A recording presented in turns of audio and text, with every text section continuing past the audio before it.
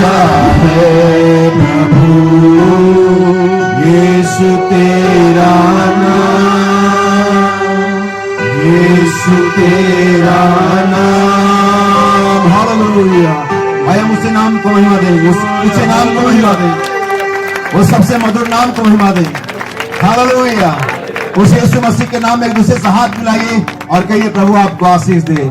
उस यीशु मसीह के नाम में जिससे मुर्दे जीवित होते हैं, जिससे रोगी चंगे होते हैं, जिससे बंधन छुड़ाए जाते हैं, उस यीशु मसीह के नाम में आपको मैं जय मसीह की कहता हूं। हालेलुया।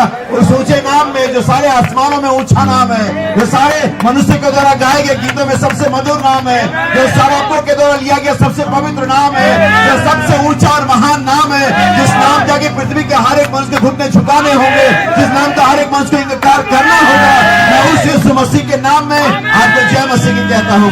आइए उस यीशु मसीह के नाम में पिता से प्रार्थना करें। स्वर्गीय पिता, हमने धन्यवाद देते आज उस ऊंचे और महान नाम के लिए जो हमारे बीच में जाहिर हुआ। खुदावन, आपने स्वयं पृथ्वी पर कहा मैंने तेरा नाम उन मनुष्यों में जिन्हें जगत में से तूने मुझे दिया प्रकट किया है, और न सिर्फ तूने कहा कि किया है, बल्कि प्रभु आपने कहा मैं आगे भी करता रहूंगा। प्रभु आज ये शाम हो सकती खुदावन कि आज जो लोग यीशु मसीह के नाम को नहीं जानते पिता, जिन पर वो नाम जाहिर नहीं हुआ पिता, आज वे प्रकट किए जा सकते पिता। होने पर आज की शाम की सभा, हमारे जीवन, हमारी छोटी गैदरिंग्स जमा होना, हर एक बात पिता हमारी उन्नति और आपकी महिमा का कारण बने खुदावन। इन सारी सभाओं में पिता तेरा आत्मा जिस प्रकार से अभी तक जुम्बिश किया पिता, वैसे हमें आगे लीड करे खुदावन। धन्यवाद है सुबह के संदेश के लिए पिता, और तेरे लोगों के लिए पिता, तेरे बच्चों के लिए पिता, उनका आपके छोटे बच्चों के लिए पिता, जो अपनी जुबान अपने होठों को मुंह को खोल करके आए खुदावन, ताकि मामा फिर से आए परमेश्वर और अपने जीवित वचन से उनके जीवन को तृप्त करे परमेश्वर। प्रभु होने पाए इस समय की इस सभा को पिता छुए पिता, ब्लेस करे पिता, शैतान करे की युक्ति प्रभु मसीह के नाम में दूर रहे पिता। महिमा का आत्मा हमारे मंडराने दे पिता, महिमा आदर आपको देते पिता। सब अपने आप को सब कुछ आपके हैंड ओवर करते हुए प्रभु प्रार्थना यीशु मसीह के नाम में मांगते हैं। आमीन आमीन। क्या हम सभी लोग आमीन कह सकते हैं पीछे? हालेलुया आमीन। क्या हम चिल्लाने में विश्वास करते हैं? आमीन। आप जानते हैं, आपने कई बार यहाँ पर बहुत सारे ये गांव का इलाका है, और मुझे यहाँ पर आके हमेशा लगता है मैं अपने गांव लौट आया हूँ। और यहाँ पर कई बार हमने वो छप्पर झोपड़ी को ठीक ऊपर करते हुए देखा, मजदूरों को, गांव के लोग को। वो क्या करते, जब उसको उठाते बहुत चिल्लाते हैं। जब भी आप वजन उठाते हैं तब चिल्लाते हैं। इवन जो वो वेट लिफ्टर वाले होते हैं वे भी जब वजन को ऊपर चिल्लाते हैं। आप जानते हैं ऐसा क्यों करते हैं? क्योंकि चिल्लाने से एनर्जी आती है, ताकत आती है। हम जितने ताकतवर पहले होते हैं, चिल्लाने बाद हम उससे ज्यादा ताकतवर होते हैं। आप अभी चिल्ला करके महसूस कर सकते हैं। अगर आप चुप हैं, आप कमजोर हैं, लेकिन अगर आप एक चिल्लाते हालेलुया, आगे कि आपके शरीर का खून और तेजी से दौड़ रहा। हालेलुया। और हम यहोवा के लिए ऊंचे सबसे चिल्लाएं, उस महाराजा की जय जयकार करें। अगर आप चुप रहेंगे आप कमजोर रहेंगे। अगर आप भाई बहन कहते जब शैतान मेरे ऊपर आता था और वो चिल्लाता था और मैं पीछे हटता था, मैं छोटा होता था। शैतान फिर चिल्लाता था, मेरे ऊपर आता था, मैं पीछे हटता था, मैं फिर छोटा हो जाता था। लेकिन भाई बहन कहते मैंने काउंटर अटैक किया, मैंने जवाबी हमला किया, और मैंने चिल्लाना आरंभ किया, और मैं चिल्लाऊंगा, और मैं पुकारूंगा, और मैं हालेलुया बोलूंगा, और मैं आमीन बोलूंगा, और मैं कहूंगा परमेश्वर के नाम की बड़ाई हो, और शैतान छोटा और छोटा और छोटा और सीन से गायब हो जाएगा। हम तैयार है चिल्लाने के लिए चर्च? क्योंकि हम इसलिए नहीं चिल्ला रहे, हम पागल हो गए हैं। क्योंकि हम इसे चिल्ला रहे, हमें कुछ मिला है। और आपको जानते हैं आपको क्या मिला जो संसार को नहीं मिला है? उनके हिस्से में मौत है, उनके हिस्से में न्याय है, उनके हिस्से में बीमारियां हैं, लेकिन हमारे हिस्से में हमेशा का आनंद है। हमारे हिस्से में परमेश्वर की आशीष है, हमारे हिस्से में जीवन है। जिसके हिस्से में चिल्लाएंगे, और जिनके लिए ये बातें सिर्फ ऐसे कानों में गुड साउंड लग रही, वो नहीं चिल्लाएंगे। हालेलुया। लेकिन जिन्होंने कुछ पकड़ा है, समथिंग होल्ड। भाई बहन में एक स्टोरी सुनाते हैं, वचन में आएंगे। बहुत सारा समय, मैंने पहली बार को बोला ज्यादा समय लेंगे। आप मुझे मालूम है यहाँ पर लोगों को 6-6 घंटे का ऐसा करके प्रैक्टिस करा दिया गया है। चलो ठीक है, 6 घंटे नहीं से, लेकिन 5 घंटे में तो आएंगे। आमीन। भाई बहन में एक स्टोरी सुनाते, एक छोटा बच्चा था, वो अपनी माँ के साथ रहता था, और अचानक एक दिन रात को अंधकार हो गया, तूफान आ गया, और सारी लाइट और शायद इन्वर्टर भी उनका खत्म हो गया होगा, और अंधेरा बहुत गहरा हो गया। और वो छोटा बच्चा अपने कमरे में सोता, माँ को आवाज देता, मम्मी मम्मी। दूसरे कमरे से आवाज देती, यस माय सन, मेरे बच्चे क्या बात है, मैं यहाँ हूं। वो कहता मुझे डर लग रहा है। लेकिन माँ कहती है नहीं, लेकिन मैं यहाँ हूं, तुम्हें डरने की कोई जरूरत नहीं है। लेकिन बच्चा कहता फिर भी मैं चूंकि आवाज सुन पा रहा हूं, फिर भी मुझे डर लग रहा है। हालेलुया, क्या आप सुन रहे मुझे? वो कहता है मैं आवाज सुन पा रहा हूं, मुझे मालूम है कि आप यहाँ पर हैं, लेकिन फिर भी मुझे। माँ कहती ठीक है बच्चे, मैं तेरे पास आती हूँ। और अंधकार इतना गहरा था कि वो माँ उसके पास आ गई, फिर भी देख नहीं सकता था। लेकिन उसने माँ को पकड़ लिया, उसकी माँ की खुशबू को, माँ के उस स्पर्श को जानता था वो, और उसने माँ को पकड़ लिया। अब ठीक है, अभी भी माँ दिख नहीं रही है, लेकिन उसके हाथ में कुछ है जिसे वो पकड़ सकता है। मेरे भाई और बहन, परमेश्वर की आवाज हम सुन सकते हैं, ये ठीक बात है, अच्छी बात है, लेकिन इससे काम नहीं चलेगा। लेकिन आज उस विश्वास से उस मील के सीधे को छू सकते हैं, उस परमेश्वर की आत्मा को पकड़ सकते हैं, आप परमेश्वर से कांटेक्ट बना सकते हैं, कुछ ऐसा जो आप पकड़ सकते हैं। नबी कहता है जो विश्वास एक वस्तु पदार्थ है, एक कल्पना नहीं। आप विश्वास को थाम सकते हैं, आप लहरों पर चल सकते हैं, आप हवा में उड़ सकते हैं, आप जो चाहे कर सकते हैं, क्योंकि आपने कुछ पकड़ा हुआ है। क्या आपके पास कुछ है जिसे आप सांप पकड़ सकते हैं? आप निश्चित हो सकते हैं, कोई खतरा नहीं है, कोई डर नहीं है। मैंने माँ को जब बच्चे ने पकड़ लिया, उसने कहा अब ठीक है, अब तूफान को वैसे ही चलने दो, अब अंधकार को वैसा ही रहने दो, जो चाहे करने दो, लेकिन मैंने मेरी माँ को पकड़ा हुआ है। कितना अधिक विश्वास हमको करना चाहिए कि हमने मेरे पिता को पकड़ा हुआ है, हमने सर्वशक्तिमान परमेश्वर को पकड़ा हुआ है। हमारे विश्वास ने उसे आज शाम को होल्ड किया। आज शाम वो यहां से गुजर रहा है, लेकिन वो रुक सकता है अगर आपके पास विश्वास है। आज शाम उसे सिर्फ मंडराने नहीं देंगे, आज शाम हम आत्मा को सिर्फ मंडराने नहीं देंगे, अपने हृदय को खोलेंगे, उसे इन्वाइट करिए, प्रभु हमारे हृदय में आना चाहिए, उसे हमें पकड़ना ही होगा। आज उस अनदेखे परमेश्वर को सीन पर लाना है, उस अपरिचित परमेश्वर की उपस्थिति को आज रिकॉग्नाइज, पहचान देनी है। कितने लोग तैयार है? मैं बार बार कहता तैयार होना। अगर आप इसके रेडी नहीं है तो आपको कुछ मिलने नहीं जा रहा है। अगर आप अपेक्षा में नहीं है, आपको कुछ नहीं मिलेगा। परमेश्वर के पास आने वालों को कि वो है। अगर आज शाम आप परमेश्वर के पास आए और आपको कुछ अपेक्षा नहीं है, कुछ चाहत नहीं है, कुछ मांग नहीं है, आपका आना उतना ही व्यर्थ है जितना कि आप नहीं आते। क्योंकि ईश्वर का धन्य है जो धन के भूखे है। अगर आप भूखे नहीं है, आपके पास कोई बीमारी है। बच्चों को डॉक्टर के पास है, बच्चा डॉक्टर साहब खाना नहीं खाता, क्यों ले आते हो डॉक्टर? खाना नहीं खाना बीमारी है। हालेलुया, धन्य जो धन के भूखे और क्योंकि वे तृप्त किए जाएंगे। परमेश्वर आज यहाँ पर झांक रहा और ये नहीं देख रहा कि कौन भरा हुआ है, लेकिन परमेश्वर झांक रहा और देख रहा कौन खाली है। परमेश्वर आज यहाँ पर सर्च कर रहा, ये नहीं देख रही कौन सुलझा हुआ है, लेकिन परमेश्वर देखे कौन टूटा हुआ है। क्या आप टूटे हुए हैं? क्या आप खाली हैं? बहने क्या आप खाली हैं? यकीन मानिए अगर आप खाली हैं, आप भर दी जाएंगे। भाइयों अगर आप टूटे हुए हो, परमेश्वर आपको जोड़ने जा रहा है।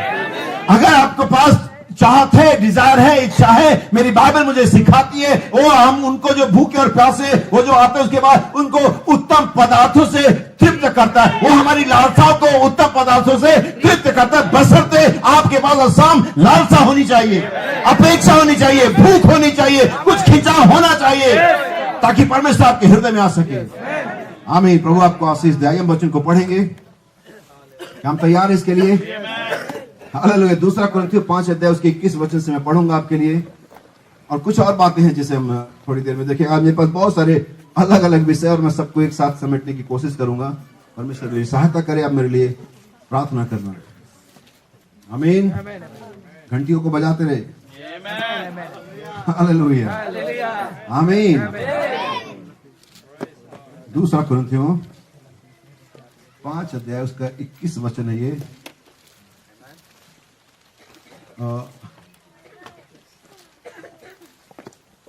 एक मिनट रुकेंगे।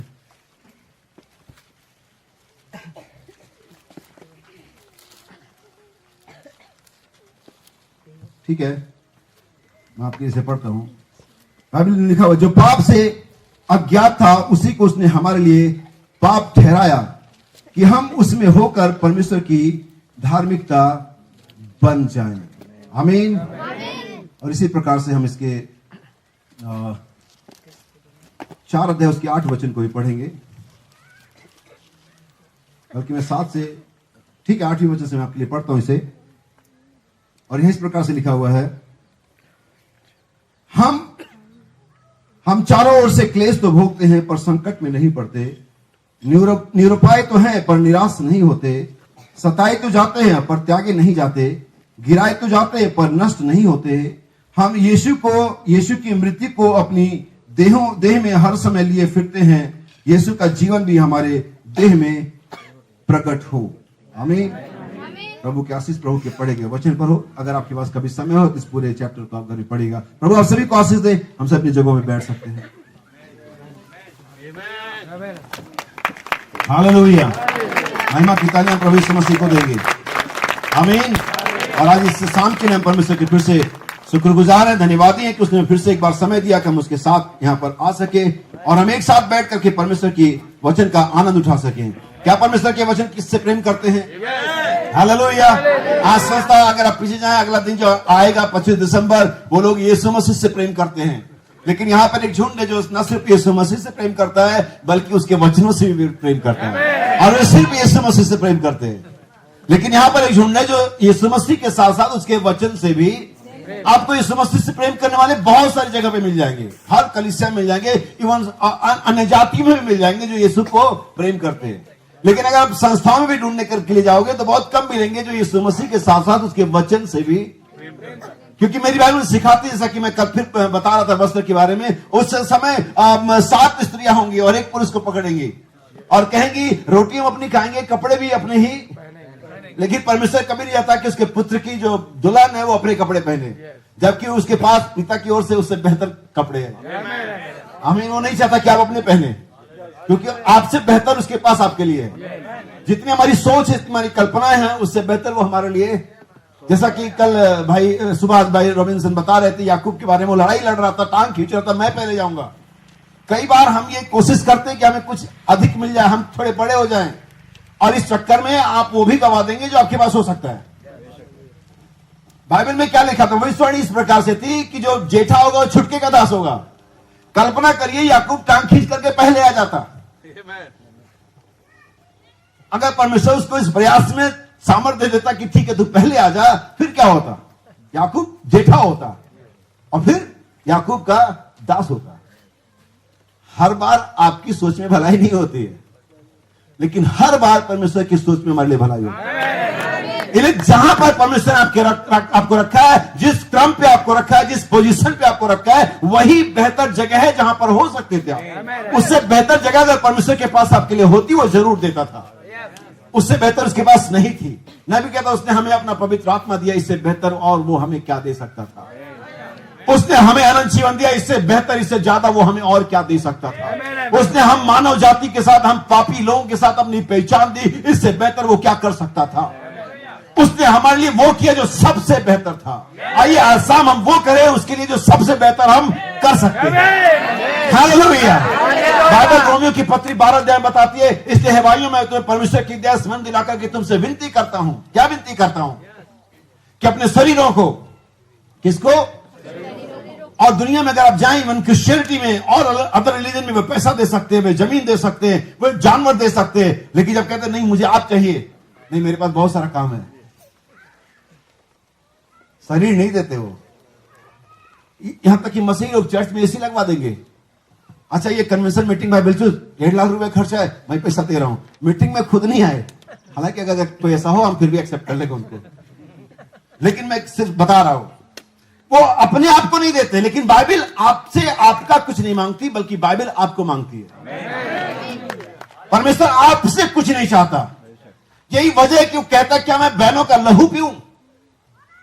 सारी पहाड़ की बकरियां मेरी हैं, तुम ये सोना मूल्यवान मुझे क्या चढ़ा रहे हो? मैंने ही ने इन खनिज पदार्थों को जमीन में बनाया हुआ है, तुम मुझे से क्या रिटर्न कर रहे हो? और परमेश्वर क्या चाहते हैं कि मनुष्य वेदी पर आए और अपने आप को सरेंडर करे परमेश्वर के हाथों में, और आप फिर एक दुनिया को बदली हुई दुनिया के रूप में देखेंगे उस मनुष्य के द्वारा जो फुली सरेंडर लाइफ जी रहा है। परमेश्वर को एक आधा अधूरा समर्पित जीवन नहीं चाहिए। हे भाइयों मैं परमेश्वर की दया स्मरण दिलाकर के तुमसे विनती करता हूं कि अपने शरीरों को, किसको? फिर से मैं आपसे वापस आवाज चाहता हूं, बाउंस करें, बैक करें मुझे। अपने शरीरों को, अपनी इस देह को जिसको हम बहुत नेग्लेक्ट करते हैं। प्रभु इस देह में क्या कुछ अच्छा है? आमीन। हम तो शरीर में है, देह तो कमजोर है, जैसे भाई रमेशन बता रहे थे, ये बहानेबाजी है सिर्फ। आप ये बात यीशु के लहू बहाए जाने से पहले कह सकते थे। ये बात जब पवित्र आत्मा नहीं उड़ने लगा था, तब पवित्र आत्मा उड़ने जाने का समय नहीं था, तब आप कह सकते थे। और जिन लोगों ने इसके पहले इन शरीरों में गलतियां करी, परमेश्वर को वैसे माफ भी कर दिया। लेकिन मेरी बाइबल कहती है जो सच्चाई को जानने के बाद गुनाह करता है, पाप करता है, उसके लिए कोई माफी नहीं है। इसलिए अपने शरीरों को कमजोर मत आके, इसके लिए यीशु ने दाम चुकाया। आप स्पेशल लोग हैं। आज आपकी वैल्यू यीशु के लहू के बराबर है। आप उठा सकते हैं, आमीन कह सकते हैं। मैं 100 रुपए जब दुकानदार को देता हूं तो मैं अपेक्षा करता हूं मुझे 100 रुपए का सामान मिले, क्योंकि मेरे 100 रुपए की वैल्यू है, 100 रुपए वैल्यू उसकी, और मैं 100 रुपए का ही सामान लेना पसंद करूंगा।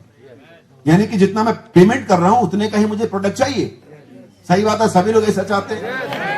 अब मुझे एक बात बताइए कि यीशु ने आपके लिए क्या दाम चुकाया, तो आपकी वैल्यू कितनी है? आप उतने ही महत्वपूर्ण जितना यीशु का लहू महत्वपूर्ण है। क्योंकि यीशु मसीह कोई मूर्ख टाइप का व्यक्ति नहीं है जो आपके लिए लहू बहा दे। वो जानता था कि आप कौन हैं, वो जानता था कि पोजीशन क्या है, वो जानता था कि नाम किताब में लिखा हुआ है। आप यहाँ छत्तीसगढ़ के निवासी नहीं है, आप पंजाब और जम्मू और उत्तर प्रदेश के निवासी नहीं है, कि वो ना पृथ्वी पर के भी नहीं है, आप कहीं से आए और आप वहां पर चले जाएंगे। जब दाम चुका दिया गया, शैतान और जब आपको होल्ड नहीं कर सकता। जब आपके पास लीगल अथॉरिटी होती है, पेपर होते, आप पेश करते कानून को। किसी ने कब्जे जमाए, किसी ने गुंडाई करी है, किसी ने कुछ भी किया, और कानून अपनी फोर्स को भेजता है, वो इन्फोर्सर को भेजता है, वो दबाव बनाने को भेजता है, वो पुलिस को भेजता है, और जल्दी ही आपकी जमीन आपकी होती है। आप परमेश्वर के थे, आप हैं, आप रहेंगे। शैतान ने कब्जे जमाए, पाप ने कब्जे जमाए, बीमारी कब्जे, यीशु ने दाम चुका दिया। हमारे पास लीगल पेपर्स है, किताब खुल चुकी है। अब है मेरे साथ मेरे भाई बहन, आप अपनी सीटों पर कमजोर बैठे हुए हैं। आप अपने आप को कमजोर आंक रहे हैं, आप अपने आप को कमजोर आंक रहे हैं, पर शैतान आपको कमजोर बिल्कुल नहीं समझता। वो जानता है इनकी पावर क्या है। वो एक पुत्र से टकरा के पहले घायल हो चुका है। और अपने जीवन के सारे काल में यीशु को यही पूछता रहा कि आने वाला तू ही है, कि उसको मालूम था आने वाले के आते उसका गेम खत्म हो जाएगा। और भाई कहते आने वाला तो आएगा और देर नहीं करेगा, मैं दूसरे में पहुंच चुका हूं। और वो जानता कि पुत्र आएंगे, उसका गेम जो थोड़ा बहुत बचा भी है उसको दुकान समेटनी पड़ेगी। एक बार मैं माइकल के साथ स्वर्ग में था। क्या थे? जी हाँ श्रीमान, हम सब वहां पर माइकल के साथ स्वर्ग में थे, और एक बड़ी लड़ाई वहां पर छिड़ गई, और परमेश्वर ने पीठ को घुमा लिया। अब मैं देखूंगा कौन किधर जा रहा है। और कई बार परमेश्वर ऐसा करता है और आपको फ्री छोड़ देता है और पीठ घुमा लेता है। जैसे कई बार आप बच्चों को देखते, कुछ गलत हरकतें करने के मूवमेंट लगते, आप घुमा लेते, देखते अब ये क्या करेगा, और जब अच्छा करते हैं सीना चौड़ा करते हैं, देखा मेरा बेटा है। लेकिन जब बुरा करता तो सर झुक भी जाता है। और परमेश्वर ने पीठ को घुमा लिया। अब देखता हूं बाकी स्वर्गदूत क्या करेंगे, कौन मिकाएल के साथ जाएगा और कौन लूसीफर के साथ जाएगा। और भाई बताती है, और लगभग 1/3 उधर चले गए। और जब सारा सिचुएशन क्लियर हो गया कौन किसके साथ गया, ऐसे नहीं। बहुत सारे लोग नू के दिनों में स्मार्ट लोग थे, बोले थोड़ा सा इधर रखूंगा और थोड़ा सा इधर। जैसे मुझे लगा कि बारिश हो रही है तो मैं इधर आ जाऊंगा। परमेश्वर ने कहा नू आजा। कितना दिन पहले? 7 दिन पहले नू अंदर चले गया। तो कह रहे अभी तो बारिश नहीं, इसका मतलब नू गलत था। उन्होंने पोजीशन ले लिया। जब पोजीशन क्लियर हो जाती है, स्टैंड क्लियर हो जाता है, आपका निर्णय साफ हो जाता है, परमेश्वर 1 दिन 2 दिन 5 दिन 6 दिन वेट करता है, आप ठीक है। सबने अपना अपना निर्णय ले लिया, आमीन। अब उसने कहा अब ठीक है, अब सही, अब बादलों को आने के लिए समय सही है। परमेश्वर ने पीठ घुमा ली। हर एक दूत अपना अपना पोजीशन ले चुका। कोई मिकाएल के साथ स्टैंड हुआ और कोई लूसीफर के साथ। परमेश्वर आप लड़ाई जारी करो, अब युद्ध करो। हाँ, और युद्ध शुरू हुई। भाई कहते स्वर्ग में शैतान लूसीफर की कोई ज्यादा जगह नहीं बची, उसे लात मार करके लूसीफर के दूतों ने निकाल दिया। हालेलुया। नबी कहता आपकी लाइफ तब तक शुरू नहीं होती जब तक अपना स्टैंड नहीं क्लियर करते। आप इस साइड है और आप इस साइड है, आपको साइड लेना पड़ेगा। आप गजरान बिलीव करते हैं और गजरान बिलीव नहीं करते हैं, आप खुले बिलीव करते हैं और नहीं करते, एक परमेश्वर बिलीव करते हैं और नहीं करते हैं, यीशु मसीह के बिलीव करते हैं और नहीं करते। जब स्टैंड क्लियर हो जाएगा, शुरू हो जाएगी। आप कहीं भाई 5 से फिर क्या होगा? अरे वही जो पहले हुआ था। ये कोई बार बार बदल थोड़ी है स्क्रिप्ट। उसने एक ही स्क्रिप्ट लिखी है, एक ही कहानी लिखी है। हीरो हर बार जीतता है, अमरीश पुरी हर बार मरेगा। कोई डायरेक्टर आ जाए, कोई कहानी आ जाए, कोई स्टोरी है, विलन ही मरेगा। और हमारा हीरो हमारा प्रभु यीशु मसीह है। हम इस समय के हीरो हैं। हमारी आत्मा इस सुपर हीरो की आत्मा इस सुपर हीरोइन में आ चुके हैं, दुल्हन में आ चुके हैं। ये लड़ाई है और ये जीतेगी। बाइबल कहते तो लड़ाई हुई, आमीन। और जो उसके साथ चुने हुए बुलाए विश्वासी हैं, वे भी जय पाएंगे। समय होता तो पढ़ के दिखाता, लेकिन यकीन करो बाइबल में लिखा हुआ है। हम क्या समझे? तो बाइबल कहते अपने शरीर को जीवित पवित्र भावता प्रदान करके चढ़ाओ। और ये क्या है तुम्हारी? इंग्लिश में लिखा है रीजनेबल सर्विस, वो सेवा जो की जा सकती हो। अरे भाई मैं भविष्यवाणी नहीं कर सकता, हाँ तो मत करो ना, समय से चर्चा जाओ। भाई मैं भाषा कैसे बोलूं? मत बोलो। कौन कह रहा बोलो? साफ साफ ही बोल लो। हाँ की हाँ, ना की ना बोल लो। मुझसे भविष्यवाणी नहीं होती, मुझसे भाषा नहीं होता, मैं अनुवाद मत कर पाऊं। चर्च में आके आमीन तो बोल लो। मतलब जो नहीं हो सकता मत करो। परमेश्वर भी नहीं कहता करो, लेकिन परमेश्वर ये जरूर कहता है कि जो कर सकते हो वो करना है तुम्हें। और जो तुम कर सकते हो वो करते हो, वही तुम्हारी रीजनेबल सर्विस है, वही परमेश्वर को ग्रहण योग्य है। कहानी बाजी कुछ नहीं चलेगी। हम ये नहीं कर सकते, वो नहीं कर सकते, मैं ऐसा नहीं कर सकते, नहीं मत करो। लेकिन जो कर सकते हो, प्रार्थना कर सकते हो, नहीं कर सकते हो, समय से चर्च आ सकते हो, नहीं आ सकते हो, घर को साफ सुथरा रख सकते हो, नहीं रख सकते हो, पास्टर की आज्ञा मान सकते हो कि नहीं मान सकते हो, गीत गा सकते हो कि नहीं गा सकते हो, आमीन भी बोल नहीं सकते, वो भी नहीं कर सकते। अरे जो कर सकते हो वो करो, वही तुम्हारी। ये कोई बड़ी बड़ी बातें नहीं है, ये बड़ी सिंपल बातें हैं, बड़ी साधारण बातें हैं। अभी भाई मुझे बता दे, कुछ लोग सोचते हैं कि वो नाचने के बारे में कि नाचना बाइबल के अनुसार नहीं है। वैसे कहाँ के लोग हैं ये लोग? कहाँ रहते, कहाँ से आते हैं लोग? कौन है ये लोग? कौन सी बाइबल पढ़ते हैं? की आत्मा आ सकती है, अगर कोई दत्तान की आत्मा आ सकती है, यहोवा स्तुति की आ सकती है, इन सब नेगेटिव वालों की आ सकती है, तो दाऊद की आत्मा आज हम क्यों नहीं आ सकती? आत्मा आएगी और अगर आत्मा आएगी वैसा ही नाचेंगे जैसे दाऊद आत्मा में। पागलपंती चल रही है। तुमको नहीं मन करता, आते हुए देखते हैं, आप अपनी कुर्सी पर बस बैठे नहीं रह सकते हैं। जब आपके हृदय में वचन लगने लगता है, जब हृदय के तार को छेड़ता है, जब एक टच करता है, तो आपके हृदय की विस्फोट होता है, करता है, वो स्वतः ही आमीन खुद निकलता है। कोई व्यक्ति आपको फोर्स नहीं करता कि आप आमीन बोले, लेकिन वो खुद निकलता है। यस सर, ये मेरे पिता की आवाज है, मैं यहाँ पर रिस्पॉन्स करूंगा, मैं मरा हुआ, मैं पाप में, मैं लेकिन रिस्पॉन्स करूंगा। रिस्पॉन्स करेगा। आदम पापी है, आदम नंगा है, लेकिन आवाज देगा, हमें यहाँ हूं, हमें नंगा हूं, डरा हूं, लेकिन मैं यहाँ हूं। रिस्पॉन्स वही करेगा जो पुत्र होगा। फरीसी धार्मिक थे, लेकिन रिस्पॉन्स ही नहीं कर पाए। पुत्र मरा हुआ है, पाप में, नंगापन में गिरा हुआ, लेकिन रिस्पॉन्स कर रहा है। पुत्र वापस लौट सकता है, बाकी कोई लौट नहीं सकता। सरदूत गिरे, आज तक कैद के अंदर में है, आज भी, आज सामूहिक कैद में कुछ नहीं कर सकते। लेकिन अगर पुत्र गिरे, परमेश्वर से लौटा सकता है। घर में अगर 7 बार भी गिरे तो परमेश्वर से लौटा सकता है। आज आप कितने गिरे हुए हैं इसके बारे में चिंता मत करना, परमेश्वर को बुलाता, आ जाओ। आप गिरे हुए, आप पापी हैं, आप बीमार हैं, काम, परमेश्वर की आखिरी पुकार है, काम, प्रकाश 27 काम। आउट करने की नहीं है,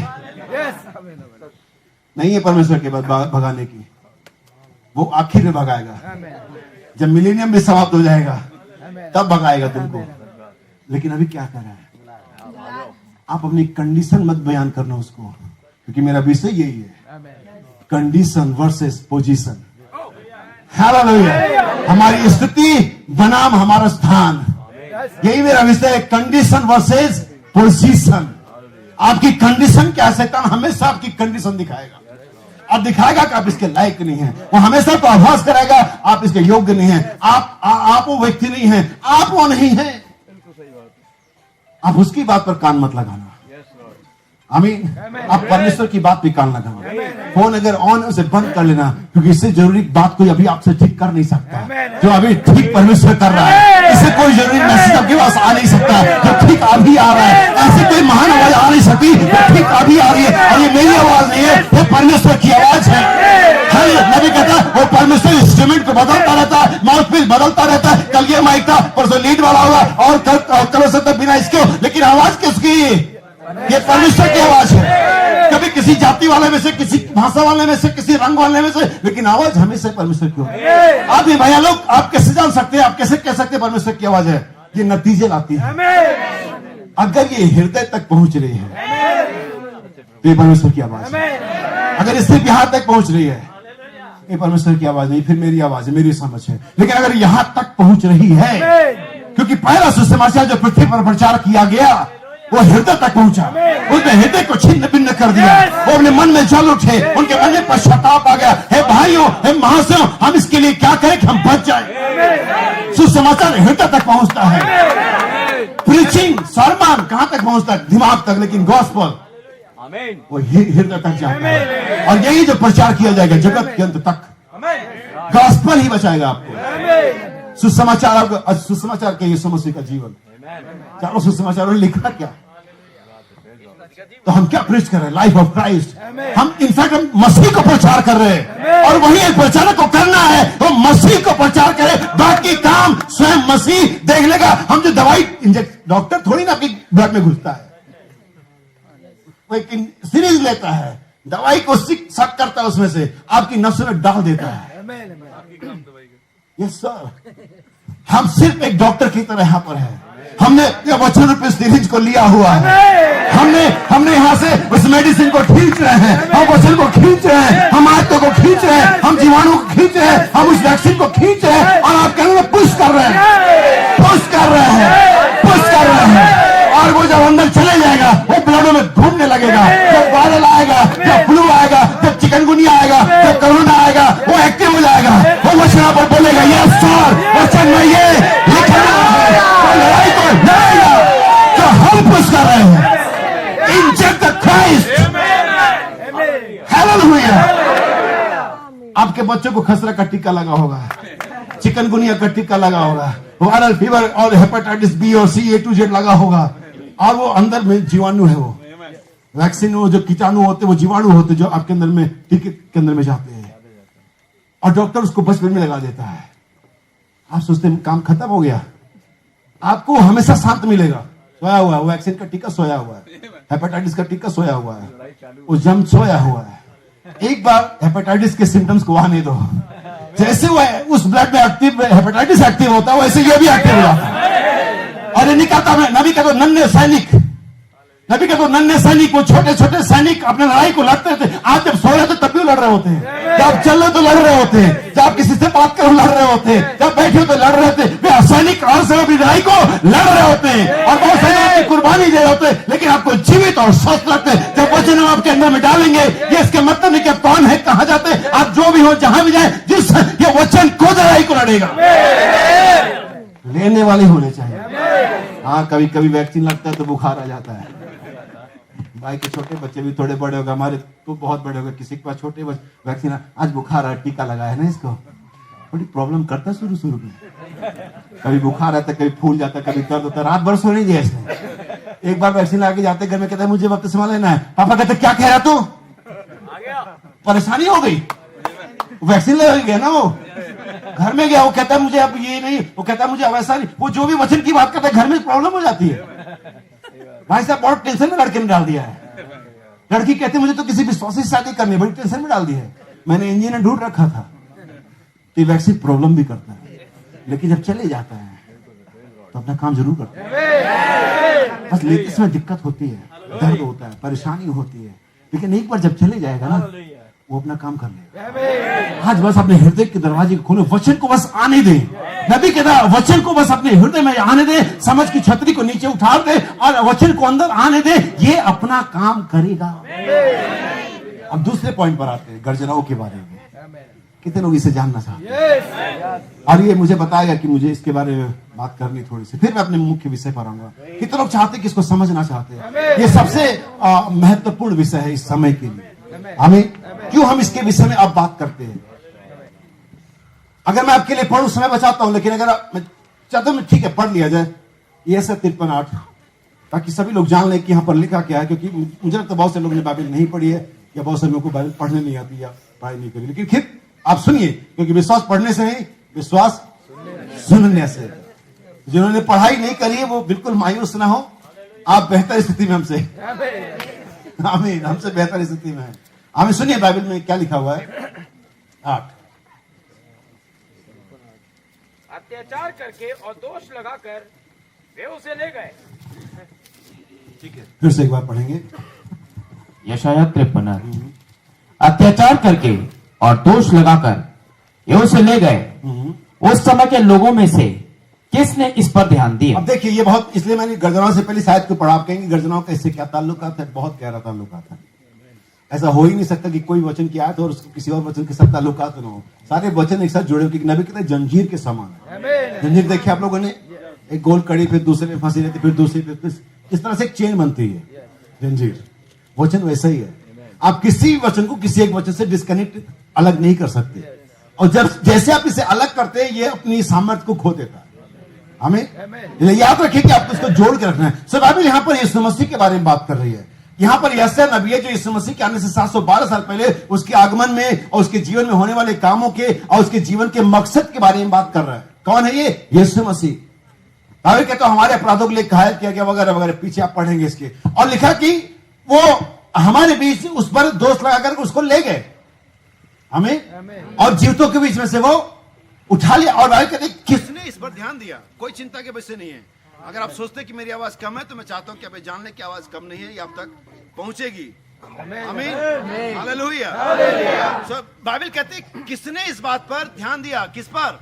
उस यीशु मसीह पर, जो हमारे अपराधों के लिए इस जगत में आया। अगर मैं आपको बताऊं तो यीशु मसीह सारे समय का सबसे सही शब्द नहीं होगा, सारे समय का सबसे महत्वपूर्ण व्यक्ति था। उन नबियों और भविष्यवक्ताओं ने उसके बारे में भविष्यवाणी करी, वो यहाँ होगा। उनमें से हर एक ने उसको अपने जीवन में रिप्रेजेंट किया, प्रकट किया। चाहे आप यूसुफ की बात करें, आप नूह की बात करें, आप अब्राहम की बात करें, आप किसी भी नबी को, उन्होंने यीशु के बारे में बोला। उन्होंने यीशु को रिप्रेजेंट किया अपने दिनों में। और इनफैक्ट वे यीशु मसीह का ही इंतजार कर रहे थे। पतरस की पत्री कहती है मसीह का आत्मा जो उनमें था, उस उद्धार के बारे में जांच खोजबीन कर रहे थे वे, जो हमें मिलने वाला था। सो हम ये देखते हैं, और यही वो व्यक्ति था जिसके लिए जब वो अधोलोक में चले गए तो इंतजार कर रहे थे कि वो आएगा। यही वो व्यक्ति था जिसके लिए हम पापी भी इंतजार कर रहे थे। यही वो व्यक्ति जिसके लिए परमेश्वर भी इंतजार करता कि मैं उस समय में अपने पुत्र को भेजूंगा और मेरे बच्चों को मैं फिर से वापस लेकर के आऊंगा। आदम इस व्यक्ति का इंतजार कर रहा था। आमीन। सो सारे समय का सबसे महत्वपूर्ण व्यक्ति है ये। लेकिन बाइबल कहती है इस महत्वपूर्ण व्यक्ति पर किसने ध्यान दिया? किसने इस पर ध्यान दिया? किसने इस बात को समझा? किसने इस बात को सोचा? किस बारे में? जो उनके जीवन का सबसे महत्वपूर्ण व्यक्ति था। यानी कि मनुष्य सबसे महत्वपूर्ण बात को सबसे पहले इग्नोर करता है। और नबी कहता है इग्नोरेंस, नेगलेक्ट करना आपको कभी भी बचाएगा नहीं। बाइबल कहती है ऐसे बड़े उद्धार से निश्चिंत रह के हम कभी बच नहीं सकते। इग्नोरेंस, अज्ञानता, ऐसे इग्नोर कर देना, लापरवाह होना सबसे बड़ा ट्रेजेडी है। सबसे बड़ी हमारे जीवन में दुर्घटनाएं हैं जो इग्नोरेंस लेकर के आती है। गाड़ी चला रहे आप और आप सिग्नल को इग्नोर करें, कितने लोग बच जाएंगे? आमीन। आपके कोई महिला है जो गर्भवती है, वो टीकाकरण को, अच्छे खाने को और समय से उठने जागने को इग्नोर करे, वो आमीन नहीं कर सकते आप इसे। आपको उस मामले में जिसमें आप चल रहे हैं, आपको हर एक चीज का सही से छानबीन करनी पड़ेगी, क्योंकि आप चल ही उससे मामले में रहे हैं। नबी कहता आप खाने को इग्नोर कर दीजिए, कितने दिन बचेंगे? नहीं बच सकते आप। यानी कि वो चीजें जो उसकी जरूरत है आप उसे इग्नोर करके बच नहीं सकते। लोग सुसमाचार को, उद्धार के सुसमाचार को इग्नोर करते हैं। आमीन। मिस्र की उस काली रात में अगर द्वार के अलंगों पर लहू को जिन्होंने इग्नोर किया उनको पूछो जाकर के। आप लोग कहते थोड़े से क्या हो जाता, एक बात से क्या हो जाएगा। खुदा कभी समय मिले तो हवा से पूछना कि एक बात छोड़ने से क्या हो जाता है। आमीन। वो बताएगी तुमको हमसे बेहतर कि एक बात आगे ना मानने से क्या हो जाता है। आमीन। ये हमेशा याद रखना, एक चीज बाइबल कहती है जो 100 में से 99 आज्ञाएं मानता है और एक को छोड़ता है वो 99 के ना मानने के बराबर ही है। आमीन। सो ये व्यक्ति यीशु मसीह सारे समय का सारे लोगों के लिए हर एक प्लान के परमेश्वर के मुख्य व्यक्ति है और बाइबल कहती है इस पर किसी ने ध्यान नहीं दिया। ठीक, आप कहेंगे इसका क्या मतलब है, मैं वहीं पर आना चाह रहा हूँ। आमीन। अब हम यहाँ इस मैसेज के अंदर में हमें चलते हुए, मुझे चलते लगभग 25 साल हो गए, हमारे नबी को गए हुए लगभग 65 साल से ज्यादा हो गए और हमारे नबी ने बहुत सारे मैसेजों को हमारे लिए प्रचार किया, टेप्स और बुक्स में कंटेन किया और हमें दे दिया। और ये परमेश्वर की योजना थी, ना कि हमारे नबी की योजना थी। परमेश्वर ने कहा जाकर जिसका टेप्स बना। अब ध्यान सुनना, बहुत सारे लोग कहते हैं गर्जनाएं बाइबल में लिखी नहीं गई हैं। आमीन। और 90 लगभग 2006 तक 2005 तक मैं भी ऐसा सोचता था, लेकिन मैं अगेंस्ट कभी भी नहीं था, क्योंकि 2003 में मैंने भाई बर्नम के संदेश को पढ़ा, परमेश्वर को बेपर्दा करना। भाई बर्नम से किसी ने पूछा, भाई बर्नम हम अंत के समय के बहुत करीब हैं, तो क्या कोई नया प्रकाशन है या कोई नया व्यक्ति है जिसको ये बात दी जाएगी गर्जनाओं के बारे में। बाइबल कहते जी नहीं श्रीमान, अगर ये कुछ ऐसा नहीं है जो बाहर से आएगा, अगर ये कुछ बाहर से आता है तो बाइबल के विरोध में चला जाएगा, जहां पर लिखा हुआ कि इसमें कुछ जोड़ नहीं सकते ना इसमें से कुछ निकाल सकते। तो बाइबल हम कहते हैं ये वो प्रकाशन था जो पीछे छूट गया था। आमीन। लेकिन 7वां दूत सारे लूज एंड्स को, सारी छूटी बातों की करता, इकट्ठा करता है। यानी कि गर्जना यहाँ बाइबल में होनी चाहिए। क्या बिलीव करते हैं कि कोई ऐसी बात होगी गर्जनाएं जो बाइबल में नहीं लिखी होगी? मुझे नहीं चाहिए, मुझे बाइबल के बाहर वाली गर्जनाएं नहीं चाहिए। आमीन। लेकिन याद रखिए बाइबल अंदर भी लिखी गई है और बाहर भी लिखी गई है। बाइबल कहती तुम जीवित पत्री हो, बाइबल यह नहीं कहती कि तुम नई पत्री हो। बाइबल यह नहीं कहती कि तुम अलग से पत्री हो, बल्कि वही जो अंदर लिखी है। जब आपके घर में सुसमाचार प्रचारक गया, चाहे बिलचुस भाई गया, चाहे अशोक लाकड़ा गया, चाहे कोई भी गया, तो आपको उन्होंने बाइबल की आयतें दी बपतिस्मे के बारे में। उन्होंने फिर तो कम 2:38 निकाला, फिर तो कम 2:38 अंदर लिखा हुआ था। और आप घर में 4 लोग मान लो थे, आप, आपकी पति, आपकी पत्नी, आपके माँ बाप जो भी हो, और उन 4 में से एक व्यक्ति आगे बढ़ता है, कहता है भाई ये बात सही है, और वो आगे बढ़ता नदी तक जाता है, बपतिस्मा लेता है। आप जानते हैं क्या हुआ?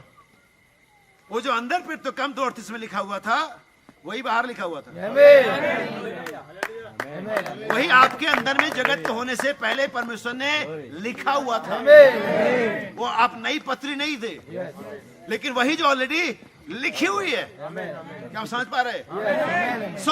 मैं एक रात को सो रहा था और सोते सोते मैं संडे संदेश की तैयारी कर रहा था और मेरे दिमाग में प्रकाशित 10:7 चल रहा था और बहुत सारी बातें चली थी। फिर अचानक परमेश्वर ने मुझे इस तरह से समझाना शुरू किया कि देखो यूहन्ना ने जो प्रकाशित 10 को लिखता है वो एक दर्शन है। अब मैं पूरी डिटेल में जाऊं लेकिन आपको समझाता हूं। यूहन्ना ने प्रकाशित 10 कब लिखा? आज से लगभग 2022 साल पीछे, 95 AD के आसपास। नहीं, ठीक बात है ये? उसने लगभग 95 वर्ष के अंदर में यीशु मसीह के जाने के लगभग 60 साल के बाद उसने ये किताब को लिखा पतमस नाम टापू में। और वो कल्पना करिए वो हमारी तरह से बैठा हुआ है, जहां पर भी बैठा हुआ है, हम भी जैसे भाई लोग बैठा हुआ है, और उसके सामने एक LED ओपन हो गई। दर्शन कहूंगा शायद समझ, लेकिन LED सभी समझ जाते हैं। एक सीन आने लगा। क्या? जैसे आप न्यूज चैनल देखते हैं तो उस पर नीचे टाइम लगता है, ऊपर डेट लिखी होती है, ये लाइव न्यूज चैनल चल रहा है, मैच चल रहा है, ये लाइव है। ऐसे ही यूहन्ना के सामने एक दर्शन उभर करके आया जिसकी तारीख क्या थी? 28 फरवरी 1963। कहते हैं उस दिन वो लेख पूरा हुआ। आमीन। ध्यान समझना।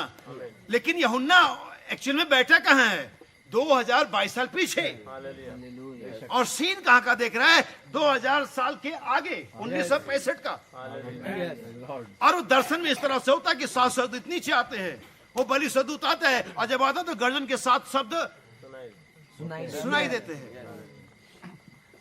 एक्चुअली में ये दर्शन था, विजन था, ये वास्तविकता में नहीं हो रहा था। और यूहन्ना इसे दर्शन में देख रहा था, जो वास्तव में 1965 में होने वाला था। लेकिन उस दिन में जब यूहन्ना इसे देख रहा था, तब ये हो नहीं रहा था। जैसे पौलुस ने अपने दिनों में देखा कि अंत के दिनों में लोग ढीठ, घमंडी, दुराचारी, म्यारी, जो भी है वो, तीमुथियुस की पत्री पढ़ा आप लोगों ने। उसने किस समय में देखा? उसके दिनों में ऐसे लोग नहीं थे। आप 100 साल पीछे चले जाओ, ऐसे लोग नहीं थे। दया थी उनके अंदर में, नहीं? माँ बाप का कहना मानने वाले 100 साल पीछे तक थे। लेकिन क्या करें, वो तो पौलुस ने कहा अंत के दिनों में, और ये वो वाला है। तो पौलुस के दिनों में ये लोग नहीं एग्जिस्ट करते थे, लेकिन आज एग्जिस्ट करते हैं। ऐसे ही यूहन्ना ने जब दर्शन देखा, तो वहां पर वास्तव में कुछ नहीं हो रहा था, वो दर्शन देख रहा था। जैसे नहूम ने देखा कि मैंने रथों को चौकों में बेग से दौड़ते हुए देखा। आज मेट्रो सिटीज के चौराहे थे जहां पर गाड़ियां सर पर दौड़ रही है। अब उन दिनों में गाड़ियों को रथ ही कहते थे। समझ में आ रही बात?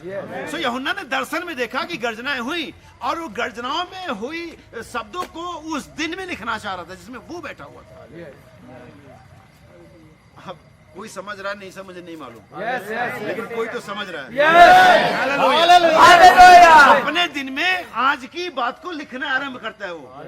परमेश्वर का दूत उसके कहता है इसे मत लिख, उस दिन में मत लिख, कर दे। वरन जो आवाज तूने इन गर्जनाओं से सुनी है, उन पर मुहर लगा, उन्हें सील कर दे। आमीन। कब तक के लिए? एक सर्टेन टाइम था वहां पर। वरन 7वें स्वर्गदूत के शब्द देने के दिनों में, जब वो तुरही फूकने पर होगा, तब परमेश्वर का गुप्त मनोरथ। आमीन। ध्यान समझना। लेकिन एक दिन 2000 सालों के बाद एक दिन वास्तव में वो दिन आता है। एक दिन वास्तव में वो स्क्रीन पर दिखाएगी, तारीख का समय एक्चुअल में आ जाता है। और तब भाई वर्णम उस सेवेनियर कैनियन के अंदर में जाते हैं, उस सनसेट माउंटेन पे जाते हैं, और तब वो 7 स्वर्गदूत अनंतता से आते हैं, और धमाका होता है वहां पर। आमीन। और 7 स्वर्गदूतों के समूह में हमारे नबी को उठा लिया जाता है, और तब परमेश्वर कहता है इसे अपनी कलम उठा और इसे टेप्स और बुक्स में डाल दे। वास्तव में जब ये दिन आया, तब ये नहीं लिखा गया कि मत लिख, तब लिखा गया इसे टेप्स और बुक्स में डाल दे, इसे लिख ले। आप समझ पा रहे हैं? अब गर्जनाओं से प्रॉब्लम यूं है लोगों को, क्योंकि समझ नहीं आती। देखिए, 2 चीजें हैं, अंग्रेजी में और हिंदी में दोनों समझाता हूँ, साउंड और वॉइस। ठीक है, मैं भूल गया, मैं अपने हालेलुया। 2 चीजें हैं, साउंड और वॉइस। बाइबल कहती है जब वो चिल्लाए तो गर्जन का शब्द हुआ, और गर्जनाओं से आवाज निकली। साउंड, रोर, धमाका, थंडर, ये सब एक तरफ रख दीजिए, क्योंकि इनका कोई औचित्य नहीं है, लेकिन उसमें से आवाज निकली। समझते? साउंड और वॉइस का फर्क समझते हैं? आवाज और शब्द। आवाज कुछ भी हो सकता है, लेकिन शब्द निश्चित होता है। शब्द के मायने होते हैं, शब्द के अर्थ होते हैं। इसलिए थंडर्स नहीं है महत्वपूर्ण, उस गर्जनाओं में से जो 7 शब्द निकले, 7 आवाजें जो निकली, जो वॉइसेस निकली, वो महत्वपूर्ण है। लेकिन वो वॉइसेस थंडर की तरह थी। ठीक ऐसे ही जैसे आपके लिए कोई सदा सुनाई जाए, जिसकी आप अपेक्षा ना कर रहे हो। आमीन। और आप एकदम अवाक रहे, ये क्या हुआ? वो आपके लिए गर्जनाएं हैं, लेकिन उनका गर्जनाओं के पीछे एक शब्द है, जिसका अर्थ आप समझते हैं। इसलिए वर्णन कहते हैं, अंतिम समय में जब अंतिम ग्रुप आएगा, अंतिम समय के लोग आएंगे, तब ये गर्जनाएं अपने अपनी आवाजों को उस ग्रुप को देंगी, और वो ही एक ग्रुप होगा जो उस आवाज को ले सकता है। और ये सबसे महत्वपूर्ण संदेश है इस युग के लोगों के लिए। आज हम लेपालकपन के बारे में बात करेंगे, किसी कोई ऐतराज नहीं है। हम मोहरों के बारे में बात करें, किसी को ऐतराज नहीं है। हम एक परमेश्वर के बारे में बात करें, किसी को ऐतराज नहीं है। हम सर्पदंश के बारे में बात करें, किसी को ऐतराज नहीं। लेकिन हम कहते हैं गर्जनाएं, सारे खच्चर कान खड़े करते हैं। हमें क्यों, उनको इससे दिक्कत क्या? यही तो मुख्य बात है। ये इसी संदेश, इसी के आधार पर तो तुमने संस्थाओं को छोड़ के निकले थे कि रैप्चर में जाना है, कि देह का बदलाव चाहिए, और तुम्हें अब इसी से प्रॉब्लम है। नबी कहता है उन्होंने दुआएं करी कि हमारे लिए मसीहा भेज दे। चलो फिरौन के टाइम से बात करते हैं। उन्होंने दुआएं करी, ये रामसेस बहुत बुरा राजा आ गया है। उन्होंने दुआएं करी, भूसा नहीं मिलता, ईंट का गिनती भी कम नहीं करना है। उन्होंने दुआएं करी, प्रभु हम इस फिरौन के राज में, अब वो पहला वाला बात रही नहीं, कांग्रेस की राज चले गया है। हाँ यही था, तो हमारी भी तो यही चल रही है। परमेश्वर ने, नबी कहता है, फिल्म के बनाने वाला सिसिल बी डेमेली कहता है, उनकी प्रार्थना ने आसमान का सीना फाड़ दिया, और परमेश्वर ने मरियम और एलिजाबेथ के घर में एक मसीहा को, एक छुटकारा देने वाले को भेजा, मूसा के शकल में। और 80 साल के बाद जब मूसा उस डेजर्ट से वापस लौट करके उसे कहता है मैं तुम्हें छुड़ाऊंगा, और कहते तुझे किसने हम पर हाकिम ठहरा दिया। प्रार्थनाएं उन्होंने इसी के लिए की।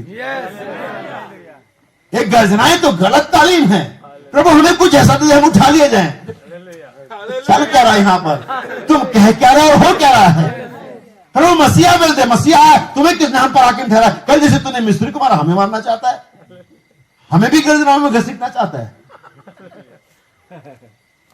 लेकिन वही था जिसके उन्होंने दुआ करी थी, लेकिन वही था जिसको उन्होंने पहचाना नहीं। और उसके बाद आता है यीशु मसीह, इसके लिए भी दुआएं की गई थी। वहां पर रोम का राज सिकंजा बहुत कस चुका था। उन्होंने कहा हमारे लिए मसीहा आ जाना चाहिए, मसीहा आ गया, लेकिन वो आता अनएक्सपेक्टेड वे से है, उस रास्ते से आता जिससे हमें अच्छा नहीं लगता। अगर ये गर्जनाएं उनकी चर्च का पादरी प्रचार करे तो उनको एक्सेप्ट कर लेंगे, लेकिन चूंकि अब उनका प्रचार, उनकी चर्च का पादरी प्रचार नहीं करता है, चूंकि अब ये अगेंस्ट लोग हैं जिनको हमने पहले से माइंड में फ्रेम है कि ये लोग गलत लोग हैं, तो कैसे एक्सेप्ट करोगे आप किसी चीज को इस बिहाफ पर एक्सेप्ट और रिजेक्ट नहीं करते कि कहां से आ रहा है। आप किसी चीज को इस बिहाफ पर एक्सेप्ट और रिजेक्ट कर सकते कि उसकी गुणवत्ता, उसकी क्वालिटी क्या है, वो सच है और झूठ है।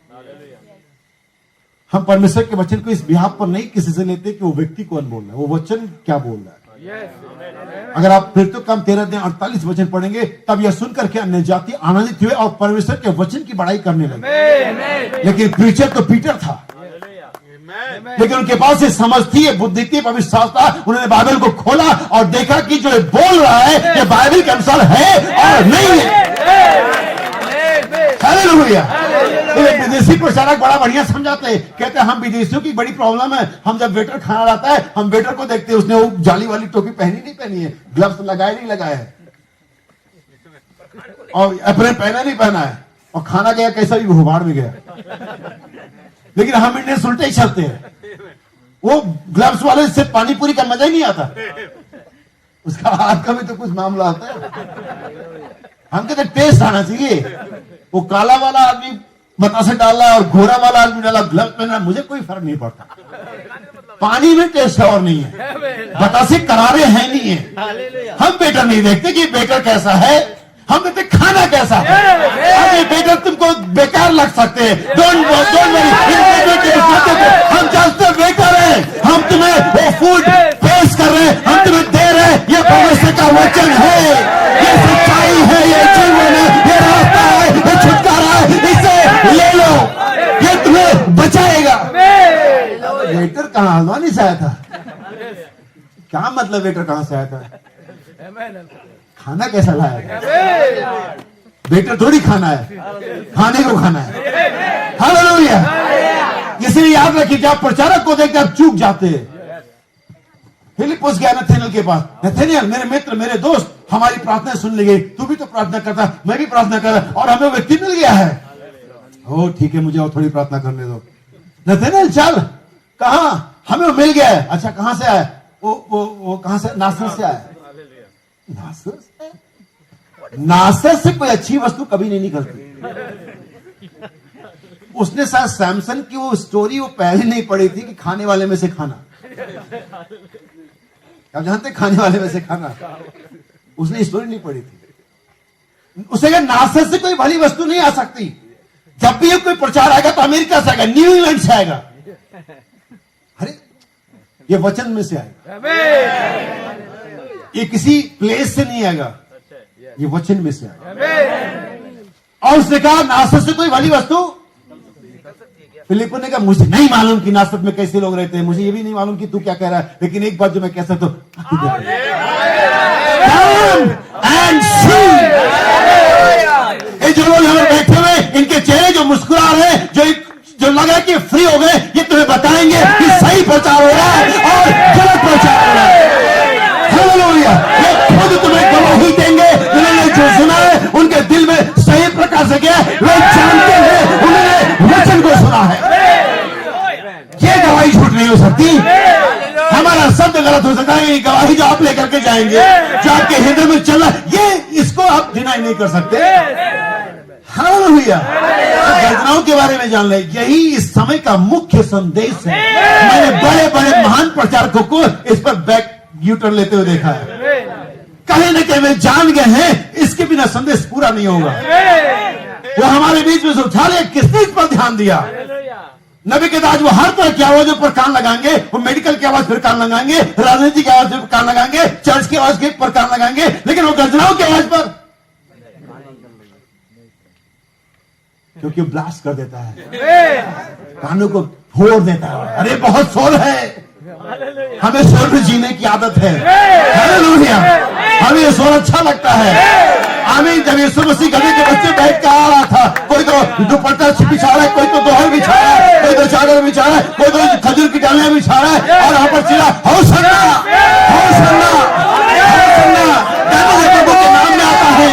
फरीसी उधर आ गए, इन्हें छुपता, वो उल्टा, वो अलग ही व्यक्ति। अरे अगर इन्हें चुप कराऊंगा तो पत्थर चिल्ला देंगे, यानी वो चिल्लाने के विरोध में नहीं, बल्कि चुप रहने के विरोध में।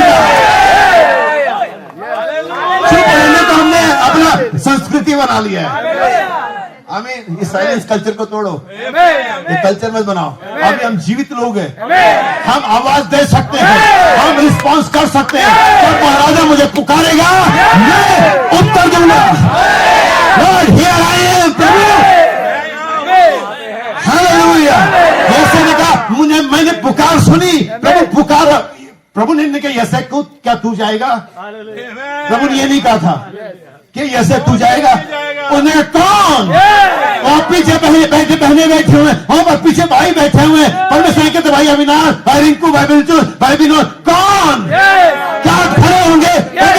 लॉर्ड प्रभु मैं आऊं, मुझे भेज, मैं रहूंगा। मम्मी मना कर देती, पापा ने मना कर दिया, मना करने दो, फादर ने मना कर दिया, मना करने दो, मैं यहाँ हूं। जो आवाज देगा वो जाएगा, जो आवाज नहीं देगा मंदिर में बैठा रहेगा, फिर भी नहीं जाएगा। ये ऐसा मंदिर में आज पहले से बैठे रहेंगे, बाद में बैठे होंगे। उन्होंने रिस्पॉन्स नहीं किया, लेकिन जिसने रिस्पॉन्स किया, जिसने आवाज दिया मैं जाऊंगा, ठीक है फिर जाओ। क्या आप आवाज देंगे? आपके गर्जनाओं पर हम ही कहेंगे कि आपके लिए मुख्य संदेश है शांति, इसके बिना कोई रैप्चर नहीं होगा। जैसे मैं बटर में बता रहा था, आप बटर चिकन बनाने जा रहे हैं और आप कहते बटर की कोई जरूरत नहीं है। इसे पागलपने बना क्या रहे हो तुम? आप कड़ी बनाने जा रहे हैं, आप कैसे पकौड़ी नहीं चाहिए? बना क्या रहे हो तुम? हम रैप्चर में जाएंगे, गर्जनाएं नहीं। बिना गर्जनाओं के उठाए जाने का विश्वास पाओगे कहां से? अरे गर्जनाएं हैं जो तुम्हारी देहों को बदलते हैं, जो तुम्हें उठाए जाने का विश्वास रखते हैं, जो मसीह के आगमन को लेकर के आते हैं, जो दुल्हन को मसीह में इकट्ठा करती है। यही तो अंतिम समय की आखिरी बेदारी है, एक ऐसी बेदारी जो कभी इतिहास में नहीं हुई। वो बेदारी गर्जनाओं की बेदारी है। हालेलुया। कौन चर्च इसको बाईपास करके चर्च में जाएगा? मुझे बताओ। अगर आप यीशु को बाईपास करके स्वर्ग नहीं आ सकते, तो आप गर्जनाओं को बाईपास करके रैप्चर नहीं आ सकते। कोई तरीका ही नहीं कि आप इसे बाईपास कर सकते। इसलिए अभी सही सलाह है, सही समय है, अभी इस रास्ते पर आ जाओ, वरना कोई दूसरा रास्ता नहीं। आमीन। प्रभु आपको आशीष दे। जब आप बैठेंगे, हालेलुया, आमीन। क्या आप लोगों ने आनंद उठाया है? अभी खत्म नहीं हुआ है, अब हम पार्ट 3 में जा रहे हैं। अभी तो पहला और दूसरा और तीसरा, अभी जाने तीसरा वाला कब खत्म होगा मुझे नहीं मालूम। हाँ, लेकिन शुरू तो करना हमारा काम है, खत्म प्रभु देखेगा कब करना है। हालेलुया। हमने कुरिन्थियों की पत्री पढ़ी और हमने पौलुस को पढ़ा वहां पर, और वो कहता है हम निरुपाय तो हैं पर गिराए नहीं जाते, हम सताए तो जाते हैं पर नाश। आगे कहता है हम कंगालों सदृश दिखाई देते हैं पर बहुतों को, कमाल की बात है, पर बहुतों को, मतलब भाई ये क्या मसला है? कंडीशन वर्सेस पोजीशन, हमारी स्थिति क्या है और हमारा स्थान क्या है, इसमें कंट्रास्ट, एक विरोधाभास है। और शैतान हमेशा आपको, आपके पोजीशन को हाइड करेगा, छिपाएगा और ये जानने से रोकेगा कि आप जाने कि आप कौन हैं। क्योंकि एक बार, बस एक बार ये जान लेना कि आप कौन हैं, शैतान की काम का खात्मा है। नबी ने तीन जानने के बारे में बात करी, और इस तीसरे को जानने के लिए रोका रैप्चर के लिए, तब तक रैप्चर नहीं हो, जब तक ये तीसरा जाना नहीं होगा। नबी कहता परमेश्वर जाना गया है, हमें अनवेलिंग ऑफ गॉड, परमेश्वर का बेपर्दा किया जाना, ना सिर्फ शब्दों में, ना सिर्फ टेप्स और बुक्स में, बल्कि मैनिफेस्टेशन के अंदर में। अंधे देख रहे हैं, मुर्दे जीवित हो रहे, तूफान रोका जा, गिलहनों की सृष्टि की जा रही है। हर एक वो चीज जो परमेश्वर कर सकते तो मनुष्य के द्वारा ह्यूमन फ्लेश में की जा रही है। ये क्या था? परमेश्वर का जाना। अगर आप बाइबल को पढ़ेंगे, यीशु मसीह जब आंधी तूफान को शांत किया, मुझे सुनना ध्यान से, जैसा कि मैं हमेशा जानता हूं इस बात को कि मेरे पास एक अलग तरह की समझ है जो मैं आपको दे सकता हूं। और वहां पर लिखा हुआ कि जब उसने आंधी तूफान को शांत कर दिया तो लोगों ने आश्चर्य किया किस प्रकार का मनुष्य है। शब्द मनुष्य पर ध्यान दें। उन्होंने कहा ये किस प्रकार का मनुष्य है जिसकी तूफान और आंधी भी आज्ञा, क्योंकि ये मनुष्य ही था जिस पर आज्ञा चलाता था। लेकिन उस मनुष्य ने अपनी पोजीशन बदल ली या खो दी, फिर उसकी स्थिति बेकार हो गई। लेकिन तब एक मनुष्य वापस आया। ये नहीं लिखा कि कैसा पुरोहित है, ये कैसा प्रीस्ट है, कैसा फरीसी है, कैसा शास्त्री है, कैसा नबी है, ये नहीं लिखा हुआ। मैं बाइबल को वैसे पढ़ना पसंद करता हूं, इसे लिखी हुई, वो बहुत अच्छी लिखी हुई है, उससे बेहतर वो लिखी नहीं आ सकती थी, स्पेशली डिजाइन की गई है वो। ये कैसा मनुष्य है जिसकी आंधी तूफान भी आज्ञा मानते हैं। मैं आपको बताना चाहता हूं कैसा मनुष्य, ये एक ऐसा मनुष्य जो पिता की आज्ञा मानता है।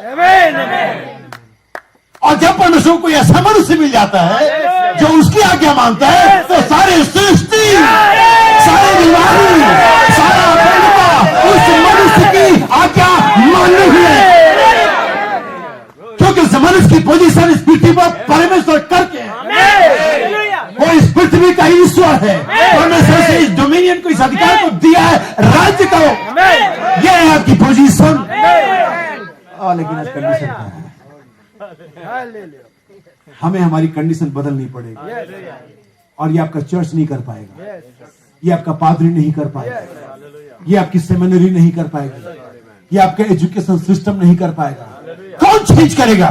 परमेश्वर का वचन। परमेश्वर के वचन में रूपांतर करने की सामर्थ्य है, कुछ का कुछ बना देती है।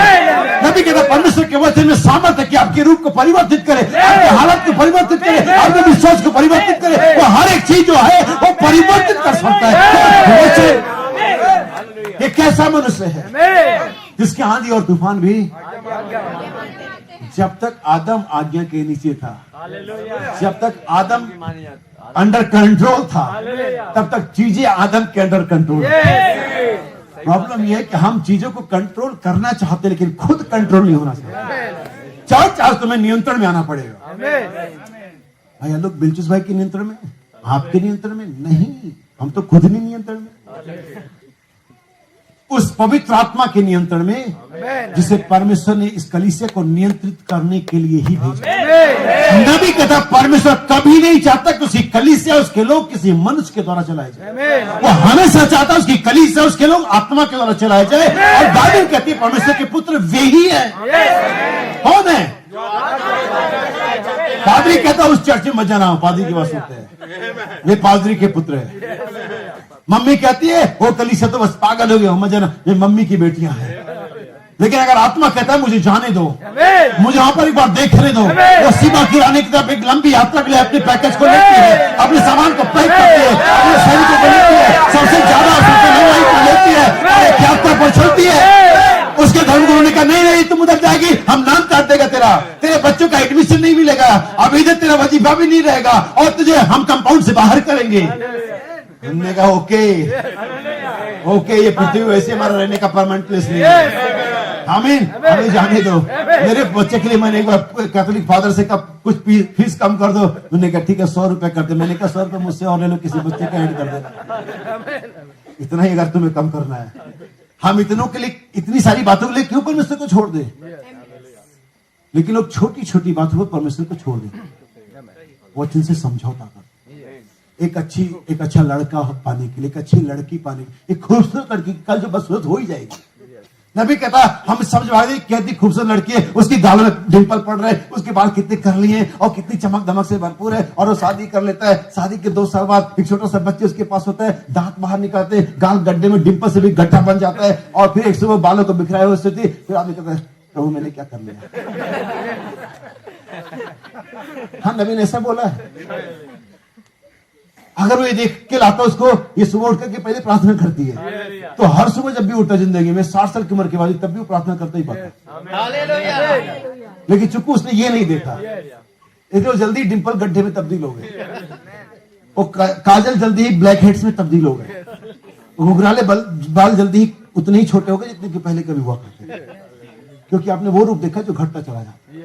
तो याद रखना, आपको परमेश्वर के नियंत्रण में होना है। हम क्या मेरे साथ हैं? आइए मैं आपके लिए कुछ और एक आयतें पढ़ूंगा और फिर मैं आगे बढ़ूंगा। हालेलुया, आमीन। इफिसियों उसका 2 अध्याय उसका पहला 6 वचन हम पढ़ेंगे। कंडीशन वर्सेस पोजीशन, हमारी स्थिति बनाम हमारा स्थान। Efficiency chapter 2 verse 1 to 6। आमीन।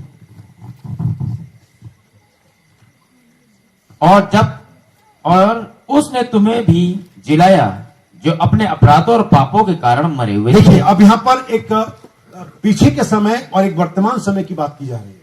उसने तुम्हें भी जिलाया जो अपने अपराधों और पापों में, ये ही हमारी एक्चुअल कंडीशन है और थी। आमीन, यही हमारी स्थिति थी। लेकिन ये हमारी भूले, इसके लिए उसने हमारे साथ कुछ किया। आमीन। जैसे कि हम किसी चीज में वापस ले जाने के लिए कुछ केमिकल का इस्तेमाल करते कि वापस अपनी मूल अवस्था में आ जाए। जैसे बाइबल ने बड़ा एग्जांपल दिया, दाऊद भी भजनकार भी इसके बारे में कहता है, और परमेश्वर स्वयं कहता है। अगर मैंने कल इसको बताया होता तो आप इसको समझ जाते। परमेश्वर उस घास को जो आज है और कल भाड़ में झोंकी जाएगी, ऐसा वस्त्र पहनाता है जो सुलेमान भी नहीं पहन पाए। अभी हमने देखा सुबह की, कल सुबह देख लेना अगर आप जल्दी उठ सकते हैं, तो घास की उन बूंदे पर ओस की वो चमकदार बूंदे, जब सूरज उग रहा होता उसकी रिफ्लेक्शन में पड़ रहे थे, क्या ही कोई मोती भी उसका जगह नहीं ले सकता। ये शानदार दिखता है वो सीन। कभी कैमरे को नीचे ला करके ब्लर करके उस फोटो को खींचना, आपको दिखाई कितनी खूबसूरत। उतना वैसा वस्त्र बाइबल कहती है, यीशु ने कहा कि सुलेमान ने भी अपने सारे विभव में नहीं पहना। किसको पहना उसने? जो आज है, मतलब उस घास को जो जिसका अस्तित्व घंटों भर का ही नहीं है या कुछ दिनों का भी नहीं है, उस घास को वो ऐसा वस्त्र पहनाता है जो सुलेमान भी अपने सारे विभव में, और आपका मूल्य उस घास, उस गौरैया से कहीं ज्यादा है। वो आपको कैसा वस्त्र पहनाएगा? जैसा कभी कल वो आपको विवाह का वस्त्र पहनाएगा, अपना ही वस्त्र वो आप पर डालने जा रहा है। जो अब पवित्र आत्मा जो जीवन यीशु मसीह में था वही आप पर जा रहा है। और इसके लिए वो यहाँ नीचे नबी कहते हैं, जब सूरज का प्रकाश थोड़ा तेज होता है और सूरज की किरणें उस ओस पर तेजी के साथ गर्मी के साथ पड़ती है, तो वो ओस कहां से आया होता है? वहीं पर लौट जाता है। यानी वो सूरज उसे उसकी मूल जगह में लौटा देता है, जहां से वो जमीन पर पिछले शाम को रात के 3-4 बजे जब वो आया था, उसको वही वो सूरज की गर्मी क्या कर देती है? किस लिए आते हैं सूरज की गर्मी? इसलिए कहता है कि उसको वापस उसकी जगह पर परमेश्वर का आत्मा इसीलिए नीचे पृथ्वी पर आया, इसीलिए मसीह ने 7 दूतों को भेजा है, इसीलिए उन गर्जनाओं को परमेश्वर ने होने दिया है, ताकि हमें वापस हमारी अवस्था में, हमारी कंडीशन में, हमारी पोजीशन में हमें लौटा दे। सुन, यहाँ पर लिखा है वर्तमान समय पीछे के समय को कंपेयर किया गया है, जिसमें तुम पहले इस संसार की रीति पर और आकाश के अधिकार के हाकिम अर्थात उस आत्मा के अनुसार चलते थे जो अब भी आज्ञा न मानने अब वालों भी में कार्य करता है। किस आत्मा के अनुसार चलते थे? जो अब भी, ये महत्वपूर्ण बात है, आज्ञा मानना। और आज यही चीज कलीसियाओं से गायब है, परिवारों से गायब है, समाज से गायब है, संविधान से गायब है। हम संविधान को कहाँ मानते हैं? वो कहते थूकना मना, हम थूक नहीं मने को थूक थूक के मिटाते। कौन सा थूकना मना? वो खत्म हो गया।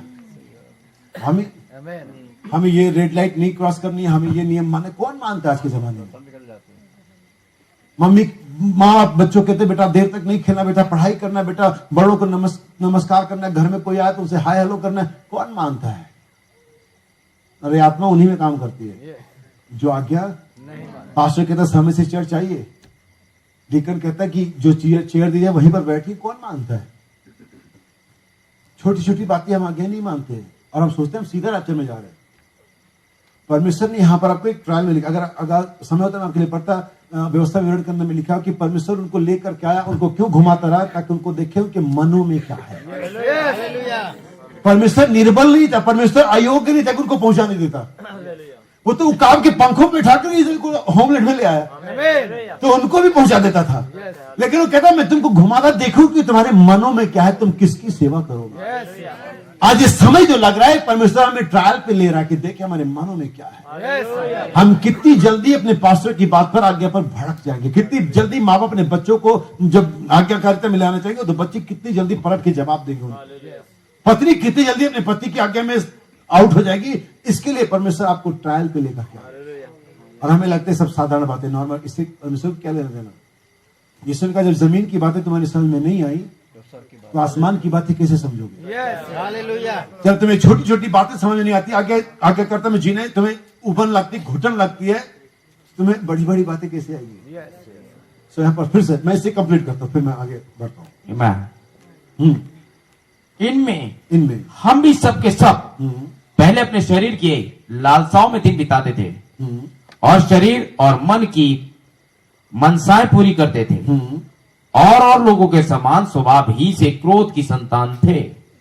परंतु परमेश्वर ने जो दया का धनी है, परमेश्वर ने जो दया का धनी है, अपने उस बड़े प्रेम के कारण जिससे उसने हमसे प्रेम किया। नबी बाइबल में एक जगह एवरलास्टिंग लव भी लिखा हुआ है और यहाँ पर बड़ा प्रेम, उस महान प्रेम के कारण, उस दिव्य प्रेम के कारण जिसने हमसे प्रेम किया। जब हम अपराध के कारण मरे हुए थे, यही हमारी कंडीशन थी, यही हमारी असली कंडीशन थी इस दुनिया में जब मैं और आप थे संदेश में आने से पहले। और बहुत से लोग अभी भी संदेश में रहने के बाद भी। आप ये मत सोचना कि मैं बपतिस्मा ले लिया है तो आपका उद्धार हो गया। ना ना ना ना ना, हम बड़े अजीब लोग हैं। हम पहले ये सिखाते हैं कि बपतिस्मा लो, पूरा महीना साल खर्च करते बपतिस्मा बपतिस्मा बपतिस्मा बपतिस्मा बपतिस्मा हो जाता है, चर्च आ जाता है, फिर हम कहते हैं बपतिस्मा से कुछ नहीं होगा। अजीब ही चल रहा है।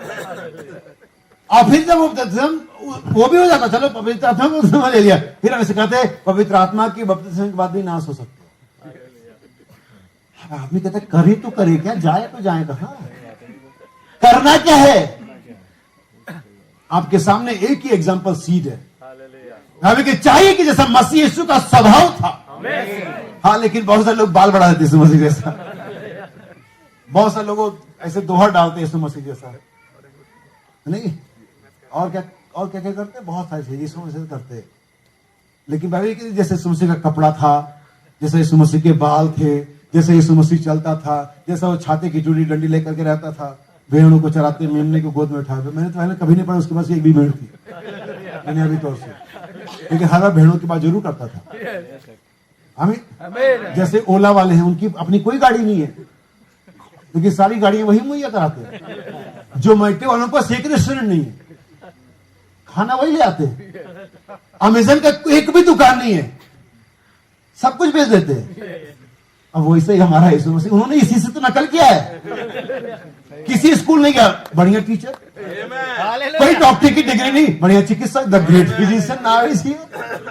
उन्होंने इसी से नकल किया, इसके बाद दिखता कुछ नहीं है, सब कुछ ऐसा लगता है कंगाल है। ना सिर्फ वो बल्कि उसके लोग भी ऐसा लगता है कंगाल है। अब ऐसा लगा ये कोई मीटिंग है, ये कोई क्रिश्चियन है, कोई मजा। यही वो है जो संसार को मसीह को नहीं, परमेश्वर को जीवता दिखाएंगे। हमारे पास कुछ है नहीं। ओला के पास कोई गाड़ी नहीं है, मिथुन के पास कोई स्टोर नहीं, जोमेटो के पास कोई होटल नहीं। हमारे पास कुछ है नहीं, बहुत कुछ रखते हैं।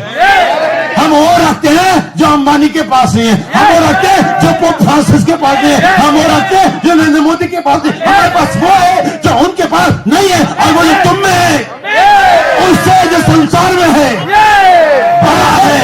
कौन है तुम में? परमेश्वर यीशु मसीह, जीवन, शांति, उद्धार, छुटकारा, वो हमारा परमेश्वर तुम्हारे अंदर में है। दिखता नहीं है, लेकिन अगर चाहिए तो हम इसी के पास पड़ेंगे। हमें कंगाली बात है। आइए थोड़ा आगे बढ़ते हैं। हाँ, जब हम अपराधों के कारण मरे हुए थे तो हम मसीह के साथ हमें मसीह के साथ जिलाया। किसके साथ जिलाया? मसीह के साथ जिलाया। अनुग्रह ही से तुम्हारा उद्धार हुआ, अनुग्रह से ही तुम्हारा उद्धार हुआ है, और मसीह यीशु में उसके साथ उठाया। हाँ। और स्वर्ग के स्थान में उसके साथ बैठाया। अभी तुम कहाँ बैठे हुए हो? स्थिति तो ऐसा नहीं बता रही है। हम तो छत्तीसगढ़ में बैठे हुए हैं, हम तो स्टेट में बैठे हुए हैं, लेकिन मेरी बाइबल ये कह रही है कि हमारी स्थिति लेकिन स्वर्गीय स्थान में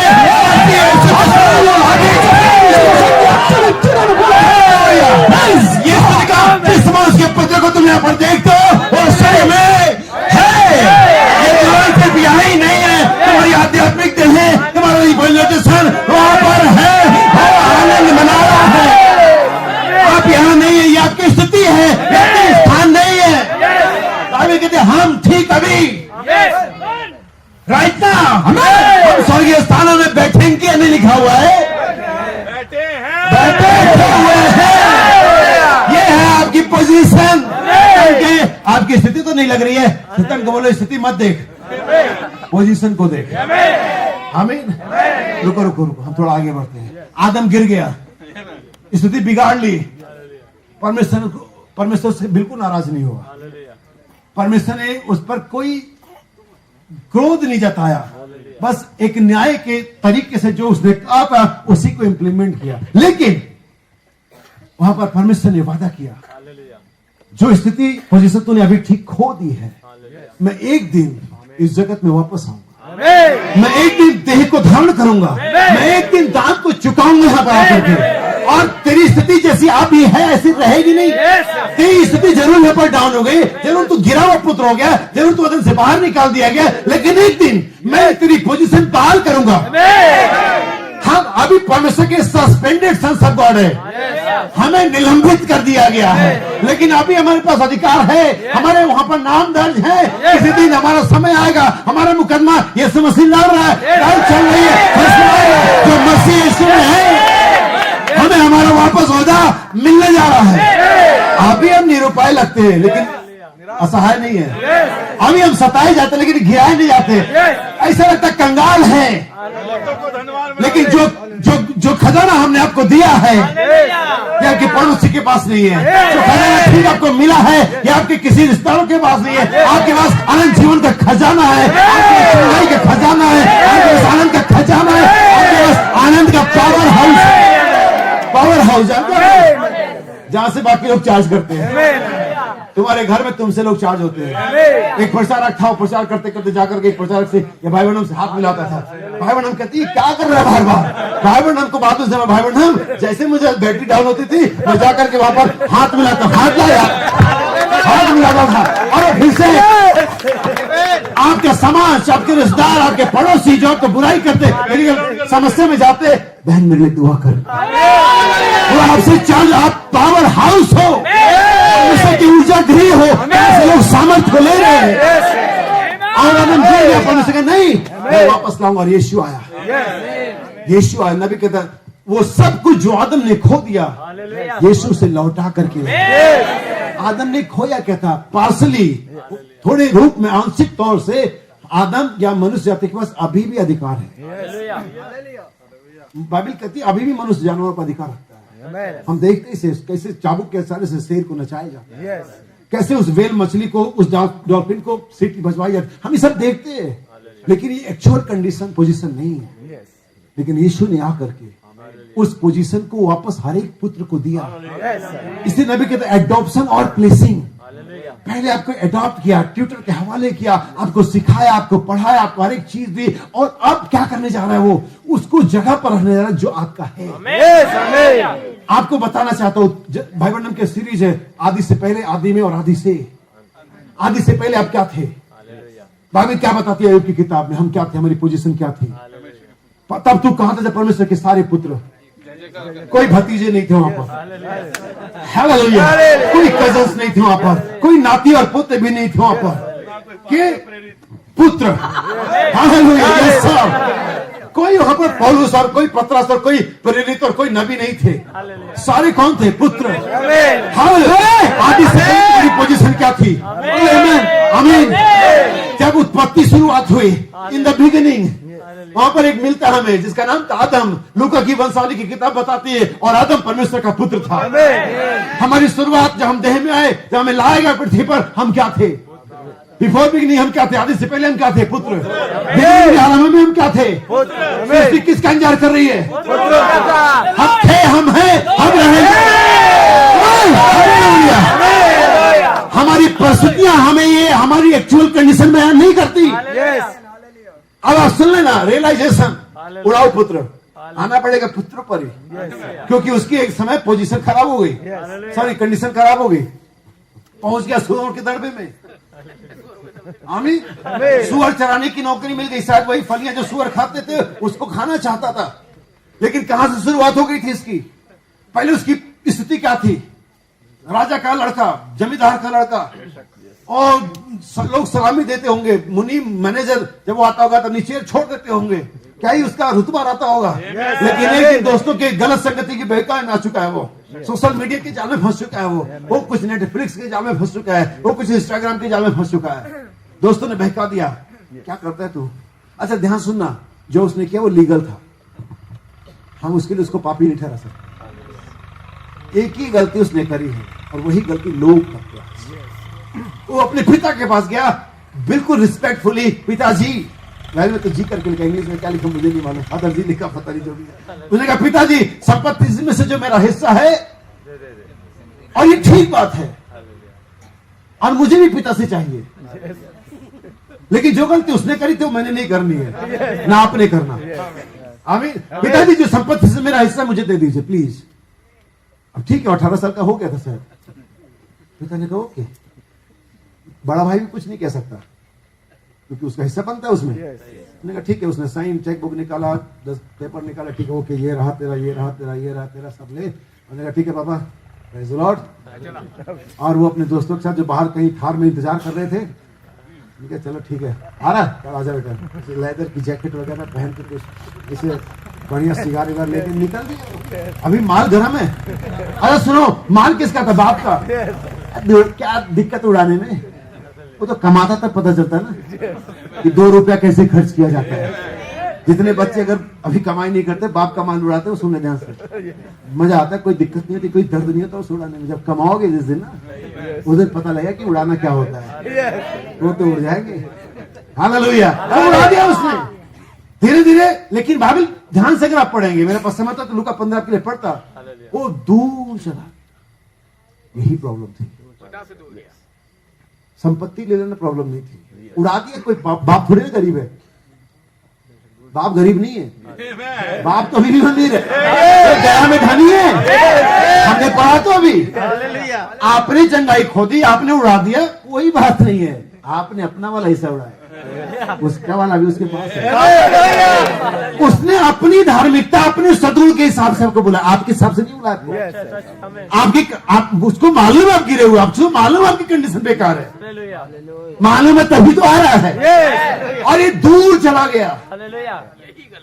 ये दूर जाना, अगर कहीं ना आसपास होता, नजदीक होता, जहां बाप आ जा रहा होता, तो एक आध बार देख कर बेटा क्या करा, चल हो गया जो गलती हो गई, चल घर चल, ले आता इसको। लेकिन ये बहुत दूर चला गया। नबी कहता कभी भी वचन से, चर्च से दूर मत भागना। गलती हो जाए इसे दूर मत चले जाना, आमीन। वापस आना। आमीन। परमेश्वर ठीक उस बेटी पर आपका इंतजार कर रहा होगा जहां पर आप उसको छोड़ कर पर दूर मत जाना, भागना मत परमेश्वर से। गलती कुछ भी हो जाए, कोई भी बड़ी गलती हो जाए, यीशु का लहू सारे अपराधों से, अगर हम बस उसे मान लें, दूर मत जाना, दूर जाना खतरा है। नबी कहता है शिकारी शिकार करता है, किसी भैंस को किसी हिरण को टारगेट कर लेता है, उसे झुंड से अलग करता है, क्योंकि झुंड में शिकार नहीं कर सकता वो। शैतान का पहला तरीका है झुंड से अलग करना। तुम्हें संदेश से अलग करता है, ग्रुप से अलग करता है, तुम प्रार्थनाओं से कट जाते हो, तुम्हारे लिए कोई बोझ नहीं ले सकता तब अगर तुम दूर चले जाओगे। लेकिन वापस आओगे, प्रभु मेरी मुझसे गलती, पास्टर मुझसे गलती, मेरे भाई, मेरे बहन, मेरी पत्नी, मेरे पिता, मेरे पति गलती हो गई, वो आपके लिए प्रार्थना करें। की स्टोरी सुने, एक बहन थी जो काफी समय से मसीह थी, उसको किसी नए मसीह लड़के से प्यार हो गया और वो शादी कर ली उन्होंने। और वो लड़की उससे कहती है, मेरे प्रिय पति, मुझे मालूम है कि नए नए मसीह के लिए कितनी चीजें कठिन होती हैं, और अगर कभी तुमसे गलती हो जाए तो बस मुझसे दूर मत जाओ, मैं तुम्हारा इंतजार कर रही हूं। आप कैसे ऐसे व्यक्ति के साथ धोखा कर सकते हैं? जब कोई इस कदर आपसे प्रेम करे, आप पर विश्वास करे और आपके साथ बने रहने का वादा करे, कैसे आप उससे धोखा कर सकते हैं? कैसे आप प्रभु को चीट कर सकते हैं? कैसे आप प्रभु के साथ धोखाधड़ी कर सकते हैं? कैसे आप परमेश्वर के साथ फ्रॉड कर सकते हैं अगर वो आपको हर बार बुलाने के लिए कॉल कर रहा है? कैसे भी आ जाओ, मेरे पास समाधान है। आमीन आमीन। और वो चले गए, दूर चले गए, और कहां पहुंचा? सूअर चराने की नौकरी में। मुझे नहीं मालूम कि वो यहूदी था या नहीं था, लेकिन चूंकि कहानी पैराबल उन्हीं देशों के, तो मैं मान लेता हूं कि यहूदी था। सूअर चराना गैर कानूनी तो नहीं था उसके लिए, और ये जॉब वहां पर चलती थी, तभी वो जॉब मिली उसे। लेकिन एक यहूदी के लिए सूअर के साथ डील करना, उसको चराना, उसका काम करना, क्या लज्जाजनक बात नहीं थी? हम बहुत सारी बार अपने आप को छुपाते हैं कि कोई भाई मना थोड़ी ना है। मैं आपके साथ सहमत हूं, मना नहीं है, लेकिन एक मसीही के लिए ये सब करना क्या लज्जाजनक बात नहीं है? आप लीगलिस्टिक मत बनो, कानूनी मत बनो, नहीं बनना हमें। आप ये कह सकते हैं मना थोड़ी ना भाई, चर्च में जींस पहन के आने मना थोड़ी ना, हम भी कौन कहेगा मना, नहीं मना है। लेकिन एक मसीह के लिए क्या अच्छा लगता है? ऐसे बहुत सारे काम है जो एक बहन एक भाई करते हैं जिसके लिए आप कह सकते हैं मना नहीं है। लेकिन मैं कहता हूं क्या एक मसीह को शोभा देता है? ऊंची आवाज में बात करना, गालियां बकना, गंदी चीजें खाना और देखना। और वो तब उसको अपनी पोजीशन याद आई कि मैं कौन था और अब मैं कौन हूं। जैसा कि मैंने कहा, परमेश्वर जाना गया, उसके बाद आता है शैतान के दंडवाट का, शैतान का एक्सपोज होना, और मोहरों की किताब, प्रकाशित की किताब शैतान को क्या करती है? एक्सपोज कर देती है। नबी कहता है परमेश्वर जाना गया, शैतान जाना गया, लेकिन एक चीज अभी जान ही नहीं गई है, वह दुल्हन। और जिस दिन दुल्हन अपने आप को पहचान लेगी, नबी कहता वही समय रैप्चर का समय होगा।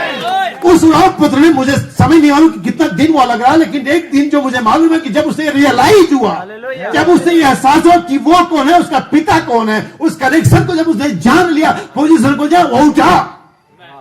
नबी कहता वो रियलाइजेशन, वो एहसास आपको उठाएगा अपनी जगह से, आपकी कंडीशन से, आपकी परिस्थिति उठाएगा और आपको आपकी पोजीशन में लेकर के जाएगा।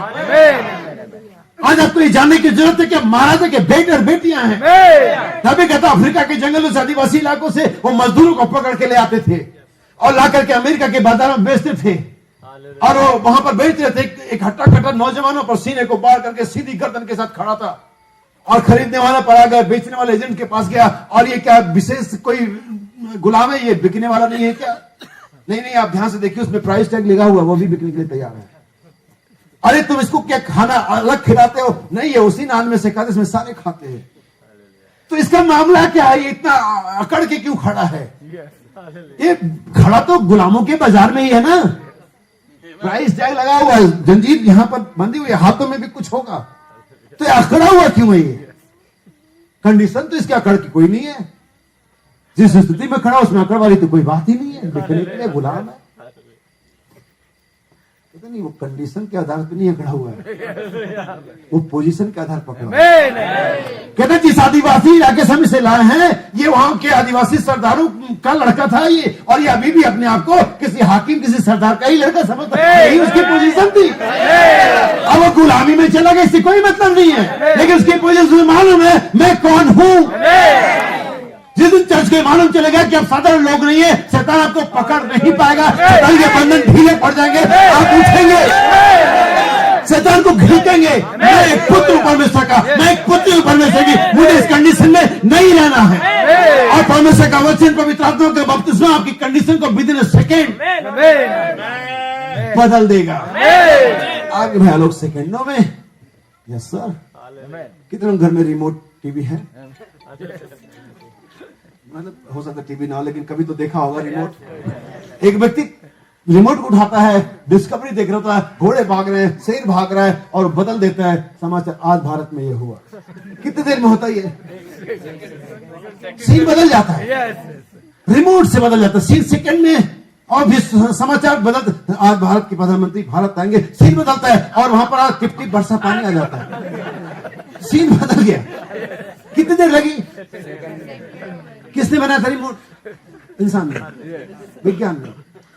और सीन को सीन सेकंडों में, मैं आपको बाइबल में चलता हूं, जिसने इंसान को बनाया। न्यूज चैनल पर फ्लैश हो रहा था न्यूज, क्या था उसका नाम? मोर्दके। अगली सुबह मोर्दके को सुबह 8 बजे फलाना चौराहे पर फांसी दी जाएगी, जो भी तहत था वो, और उसको फ्लैश न्यूज चल रहा है, और सब लोग इस आशा में, इस विश्वास के साथ, इस अपेक्षा में सोएंगे कि अगली सुबह चौराहे पर मोर्दके लटका हुआ मिलेगा, सॉरी मोर्दके लटका हुआ मिलेगा। लेकिन जब अगली सुबह हुई, सीन बदल, चैनल नहीं, सीन बदल। और बजाय कि मोर्दके वहां पर लटका होता, हमारा लटका हुआ था।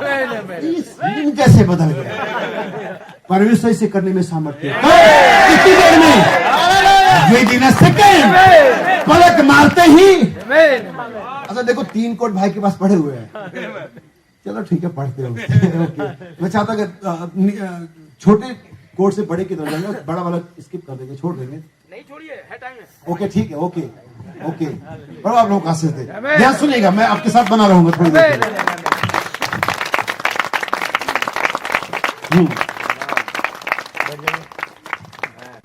This great warrior David, ये महान योद्धा दाऊद, देखिए जैसा कि मैंने कहा, दाऊद को प्रेम करता हूँ। पहला कोट दाऊद के बारे में, महान योद्धा दाऊद के संदेश में, and David knowing that he walked right out with faith, और दाऊद ये जानता था कि वो परमेश्वर के साथ विश्वास में चल रहा है। ये आपको, ये चीज आपको समझनी जरूरी है। जब तक आपको आपका मन विवेक दोषी ठहराता है ना, आपके पास कोई विश्वास नहीं हो सकता। जब आप खुदा के साथ चलें तो ये जान लें कि आप सही चल रहे हैं, और अगर आपको कभी लगता है कि आप सही नहीं, तो पहले उस चीज को सही करिए, फिर चलिए, वरना इस दशा में आपको कोई लाभ नहीं होगा। मेरी बाइबल में सिखाती है कि जो कुछ संदेह के साथ होता है वो क्या होता है? मैं अगर प्रचार कर रहा हूं और मैं संदेह कर रहा हूं, पता नहीं मैं सही कर रहा हूं या नहीं, मैं प्रचार करते करते पाप कर रहा हूं। अगर आप घुटने पर दुआ कर रहे हैं और सोच रहे हैं कि खुदा सुन रहा हूं, नहीं सुन रहा है, आप दुआ कर रहे हैं, पाप कर रहे हैं। जो कुछ भी संदेह के साथ होता है पाप होता है। खुदा के साथ चलना है, आपको यकीन नहीं है कि खुदा मेरे साथ है और नहीं, आप पाप कर रहे हैं। इसलिए दाऊद जानता था कि खुदा के साथ ठीक चल रहा है। आपको ये जान लेना है कि आप कैसे चाल चल रहे हैं। सुनिए आगे। And challenge because he knew that, क्योंकि वो जानता था, you was with him, कि वो उसके साथ है, his position was in you, और उसका स्थान उसमें था। अब वो ये जानता था कि उसका स्थान, उसकी पोजीशन क्या है। अपनी पोजीशन को जान लेना ही आपकी छुटकारे को लेकर के है। कंडीशन आपको ये बताएगी, कंडीशन कब बताते कि सरपान के चिल्लाने से गिर जाएगी। कंडीशन कब बता रही थी कि सारा जो 95 साल की हो चुकी है मां बन सकती है। कंडीशन कब बता रही कि 14 साल का लड़का दाऊद और 14 फीट गोलियत तब उसको मार देगा। कंडीशन कब बता रही थी? कंडीशन कब बता रही थी कि वो दीनहीन देहों में धूल से लिपटे हुए कपड़ों में झूलती दाढ़ी में यीशु मसीह ईश्वर का परमेश्वर है। कंडीशन कभी बयान कर रही थी। कंडीशन कभी बयान करती थी कि पतरस मछली मारने वाले के हाथ में स्वर्ग की चाबी हो सकती है। कंडीशन आपकी एक्चुअल पोजीशन कभी नहीं दिखाती, वो बाइबल दिखाती है। कंडीशन तो ये थी कि गिदोन वहां नाले में क्या कर रहा था, गेहूं मिलाने की डर से झाड़ रहा था। कंडीशन ये थी कि वो डरा हुआ था, लेकिन दूत ने पोजीशन बताई, हे सूरवीर सूरमा। जो व्यक्ति डरा हुआ है उसको सरदूत कह रहा है सूरवीर। कंडीशन बताई थी, डरपोक है, लेकिन परमेश्वर का वचन बता, दूत बता सूरवीर सूरमा। क्या समझ पा रहे? कंडीशन को मत देखो, परमेश्वर का वचन आपकी पोजीशन बता रहा है। सुनिए आगे। Now, Father, I just thank you. हे पिता, मैं तेरा धन्यवाद देता हूँ because that you give us the word, क्योंकि तूने हमें वचन को दिया है। Yes. That because David did this, क्योंकि दाऊद ने ऐसा करा था, said he was the man after your own heart, और वो मनुष्य था जो तेरे हृदय के अनुसार था। And I pray tonight, और मैं प्रार्थना करता हूँ आज रात, और आज रात हम सब की भी प्रार्थना है, मैं प्रार्थना करता हूँ आज रात, that our faith will do the same tonight, हमारा विश्वास वही करेगा आज रात। Grant that every sick person is here, और मेरे प्रभु होने दे कि हर एक बीमार आदमी जो यहाँ पे है, there will not be a one feeble person, एक भी है जो वहां बीमार नहीं रहेगा। अगर आप आज इस रात को अपनी कंडीशन जान लेते, पोजीशन जान लेते हैं, तो आज यहाँ पर से कोई बीमार नहीं जाएगा। ये मेरा चैलेंज है। मैं आप सभी से आप कहना चाहता हूँ, आप बीमार जैसे आए ऐसे नहीं जाएंगे। बस अगर आपने जान ले कि आपकी पोजीशन क्या है, अगर आपके पास वही विश्वास है जैसा कि दाऊद का परमेश्वर में था, आज हर एक गोलियत गिराया जाएगा। हम यहाँ पर प्रेयर लाइन नहीं लगाएंगे, लेकिन हम उनको चैलेंज करेंगे जो परमेश्वर विश्वास करते हैं, तो आकर के अपनी प्रार्थना के द्वारा चंगाइयों को ले सकते हैं। सुनिए आगे नबी क्या कहता है। Next message.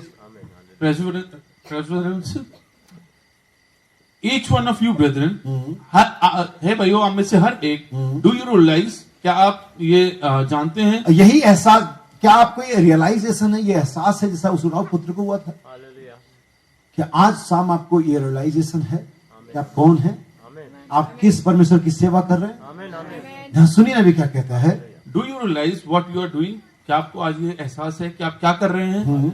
You know the position that God has put you in, क्या आप अपने उस स्थान को जानते जो परमेश्वर ने आपको दिया, जिसमें रखा है?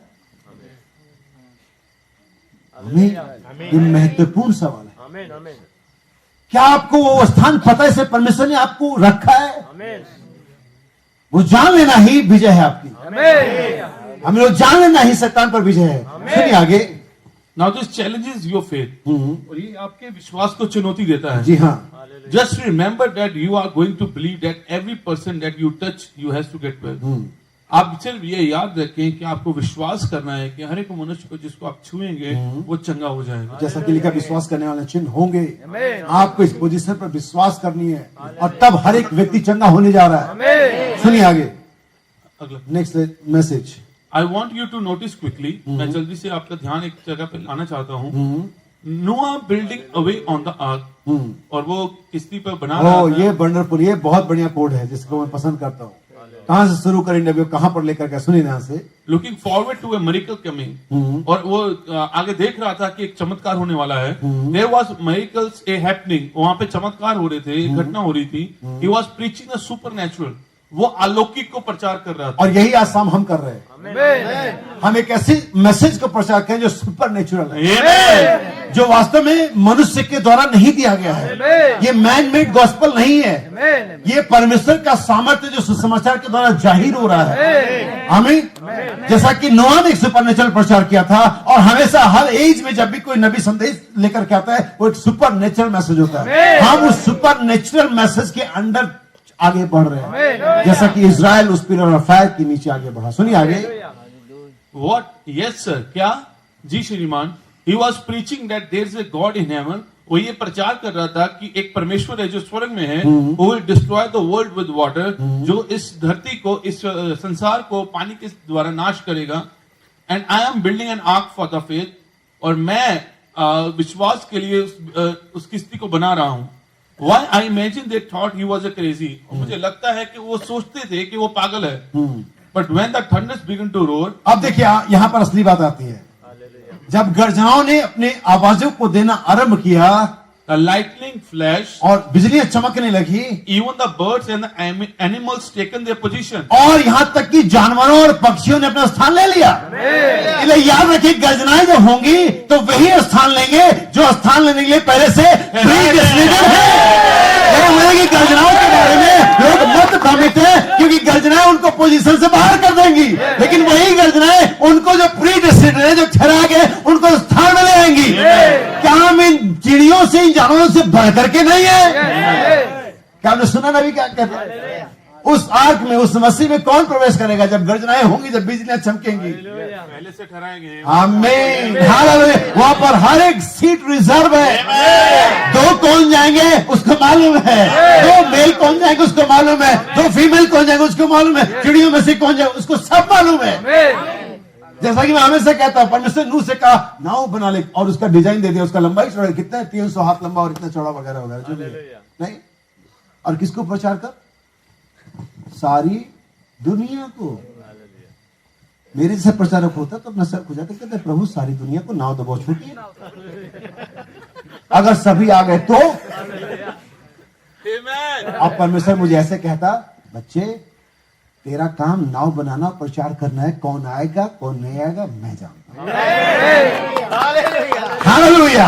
मुझे परवाने पर कितने लोग हैं? एक व्यक्ति ने कहा आप लोग एक ही रोटी में से प्रभु बोल देते हैं, अगर आप यहाँ 5 लाख की भीड़ थी, 5,000 की होती, पहले होने तो दो। हमारे प्रभु ने पहले भी रोटियों को बढ़ा रखा है।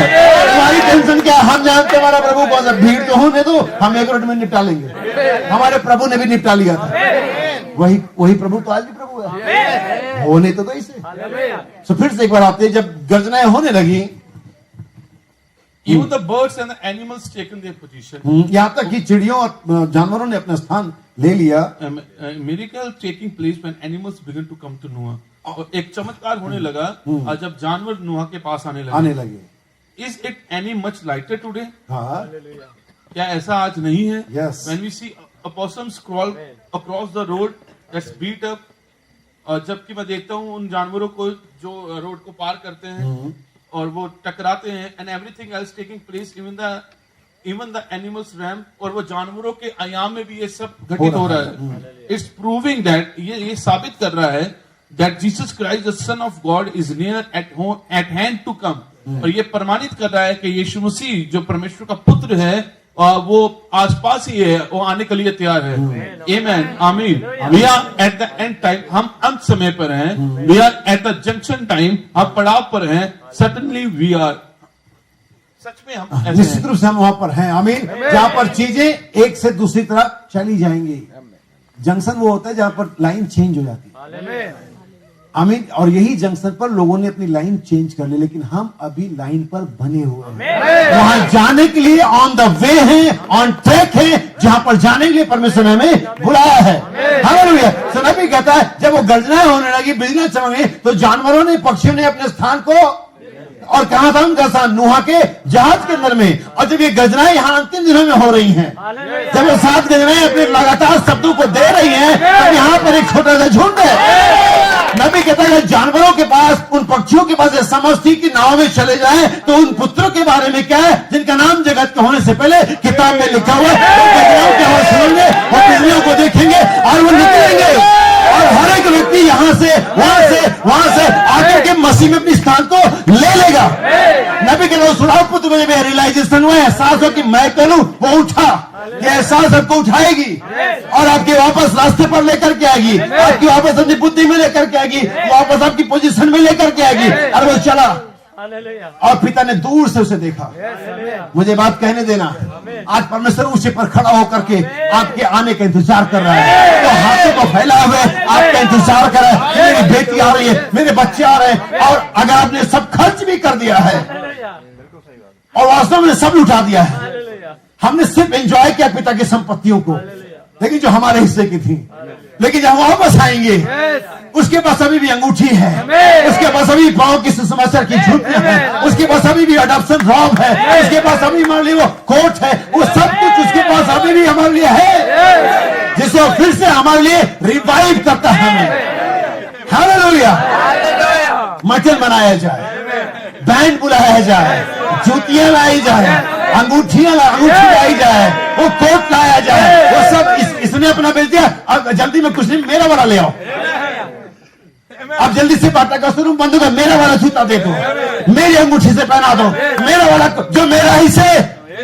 हर यही है जो पिता ने यीशु के साथ किया, और यही जो यीशु हमारे साथ कर रहा है। Take your position right now. अपनी स्थिति को भी ले लें। परमेश्वर के पुत्री और परमेश्वर के पुत्र के रूप में शैतान को काटे और छांटे, बीमारियों को लड़े। शैतान को कहे शैतान गेट बिहाइंड, Amen. पीछे चला जा। Amen.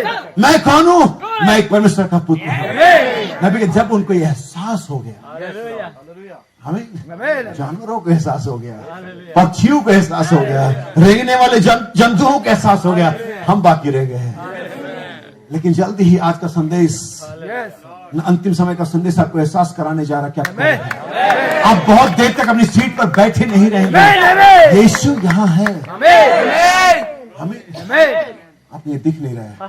नहीं तो मैं शुरू से बताऊं, कंडीशन पोजीशन मत देखो, कंडीशन मत देखो, क्या दिख रहा वो मत देखो, क्योंकि विश्वास वो नहीं जो दिखता है, Amen. विश्वास अनदेखी वस्तुओं का निश्चय और प्रमाण है। Amen. यीशु दिखना लेकिन वहां है। Amen. Amen. भाई लोग आप किसे जानते हैं, आप आगे आइए, Amen. मैं आपके लिए दुआ करूंगा, हमारे भाई आप पर हाथ रखेंगे और आप चंगे हो जाएंगे। Amen. ये मैं आपको चुनौती देता हूँ। Amen. मैं आप में से प्रत्येक को एक कहता हूँ, आप आगे आइए। अगर आप बीमार हैं आप आगे आइए, अगर आपको जरूरत है आप आगे आइए। मैं ये प्रचार नहीं कर रही, आपको कॉल कर रहा हूँ। अगर आपको ये चाहिए, यीशु यहाँ पर है, जिसका मैंने प्रचार किया, जिसका आपने विश्वास किया, जिन्होंने सामर्थ्य, वो ये चंगा करने का सामर्थ्य, ये प्रमाणित करने के लिए कोई यहाँ पर है, वो पीछे नहीं हट सकता, क्योंकि हमने हमारी पोजीशन को जान लिया। हम वापस आ रहे हैं, हम वापस आ रहे हैं, अपनी पोजीशन को ले रहे हैं। हम पुत्र के तौर पे खड़े होंगे, और अगर एक पुत्र खड़ा होगा शैतान हट जाएगा।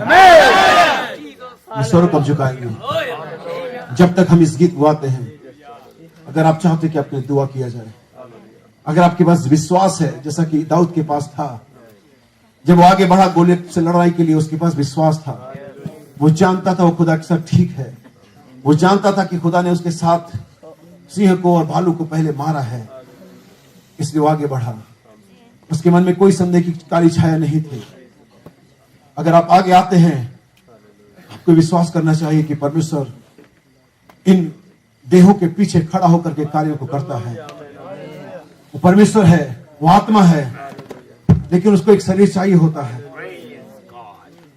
वो कोई ना कोई इंस्ट्रूमेंट को ले लेता है।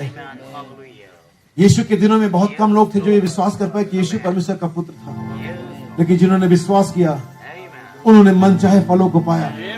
यीशु उनके बीच में उपलब्ध था, और बहुत से लोग कुछ नहीं पा सके, क्योंकि उनको एहसास नहीं हो पाया, उनको ये भरोसा नहीं हो पाया कि व्यक्ति परमेश्वर का भेजा हुआ है। वो उसके खानदान को, उसके बैकग्राउंड को देखते रहे, उसके पहरावे को देखते रहे, वो किस स्कूल से आया देखते रहे, और वो चूक गए देखने के लिए स्वर्ग से आया था।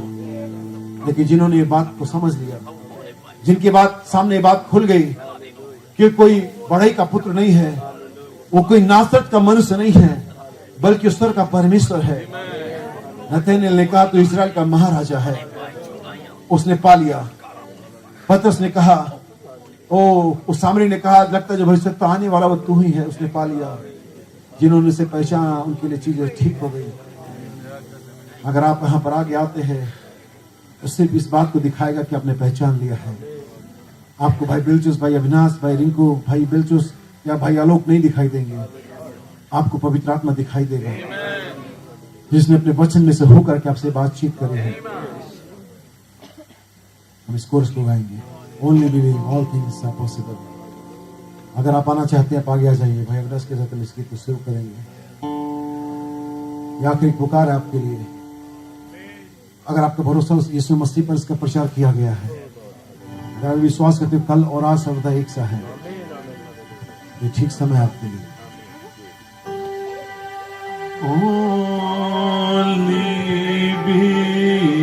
हाथों को उठाइए, अपनी आंखों को बंद रखिए, थोड़ी देर वातावरण में रहिए। ओ जीसस,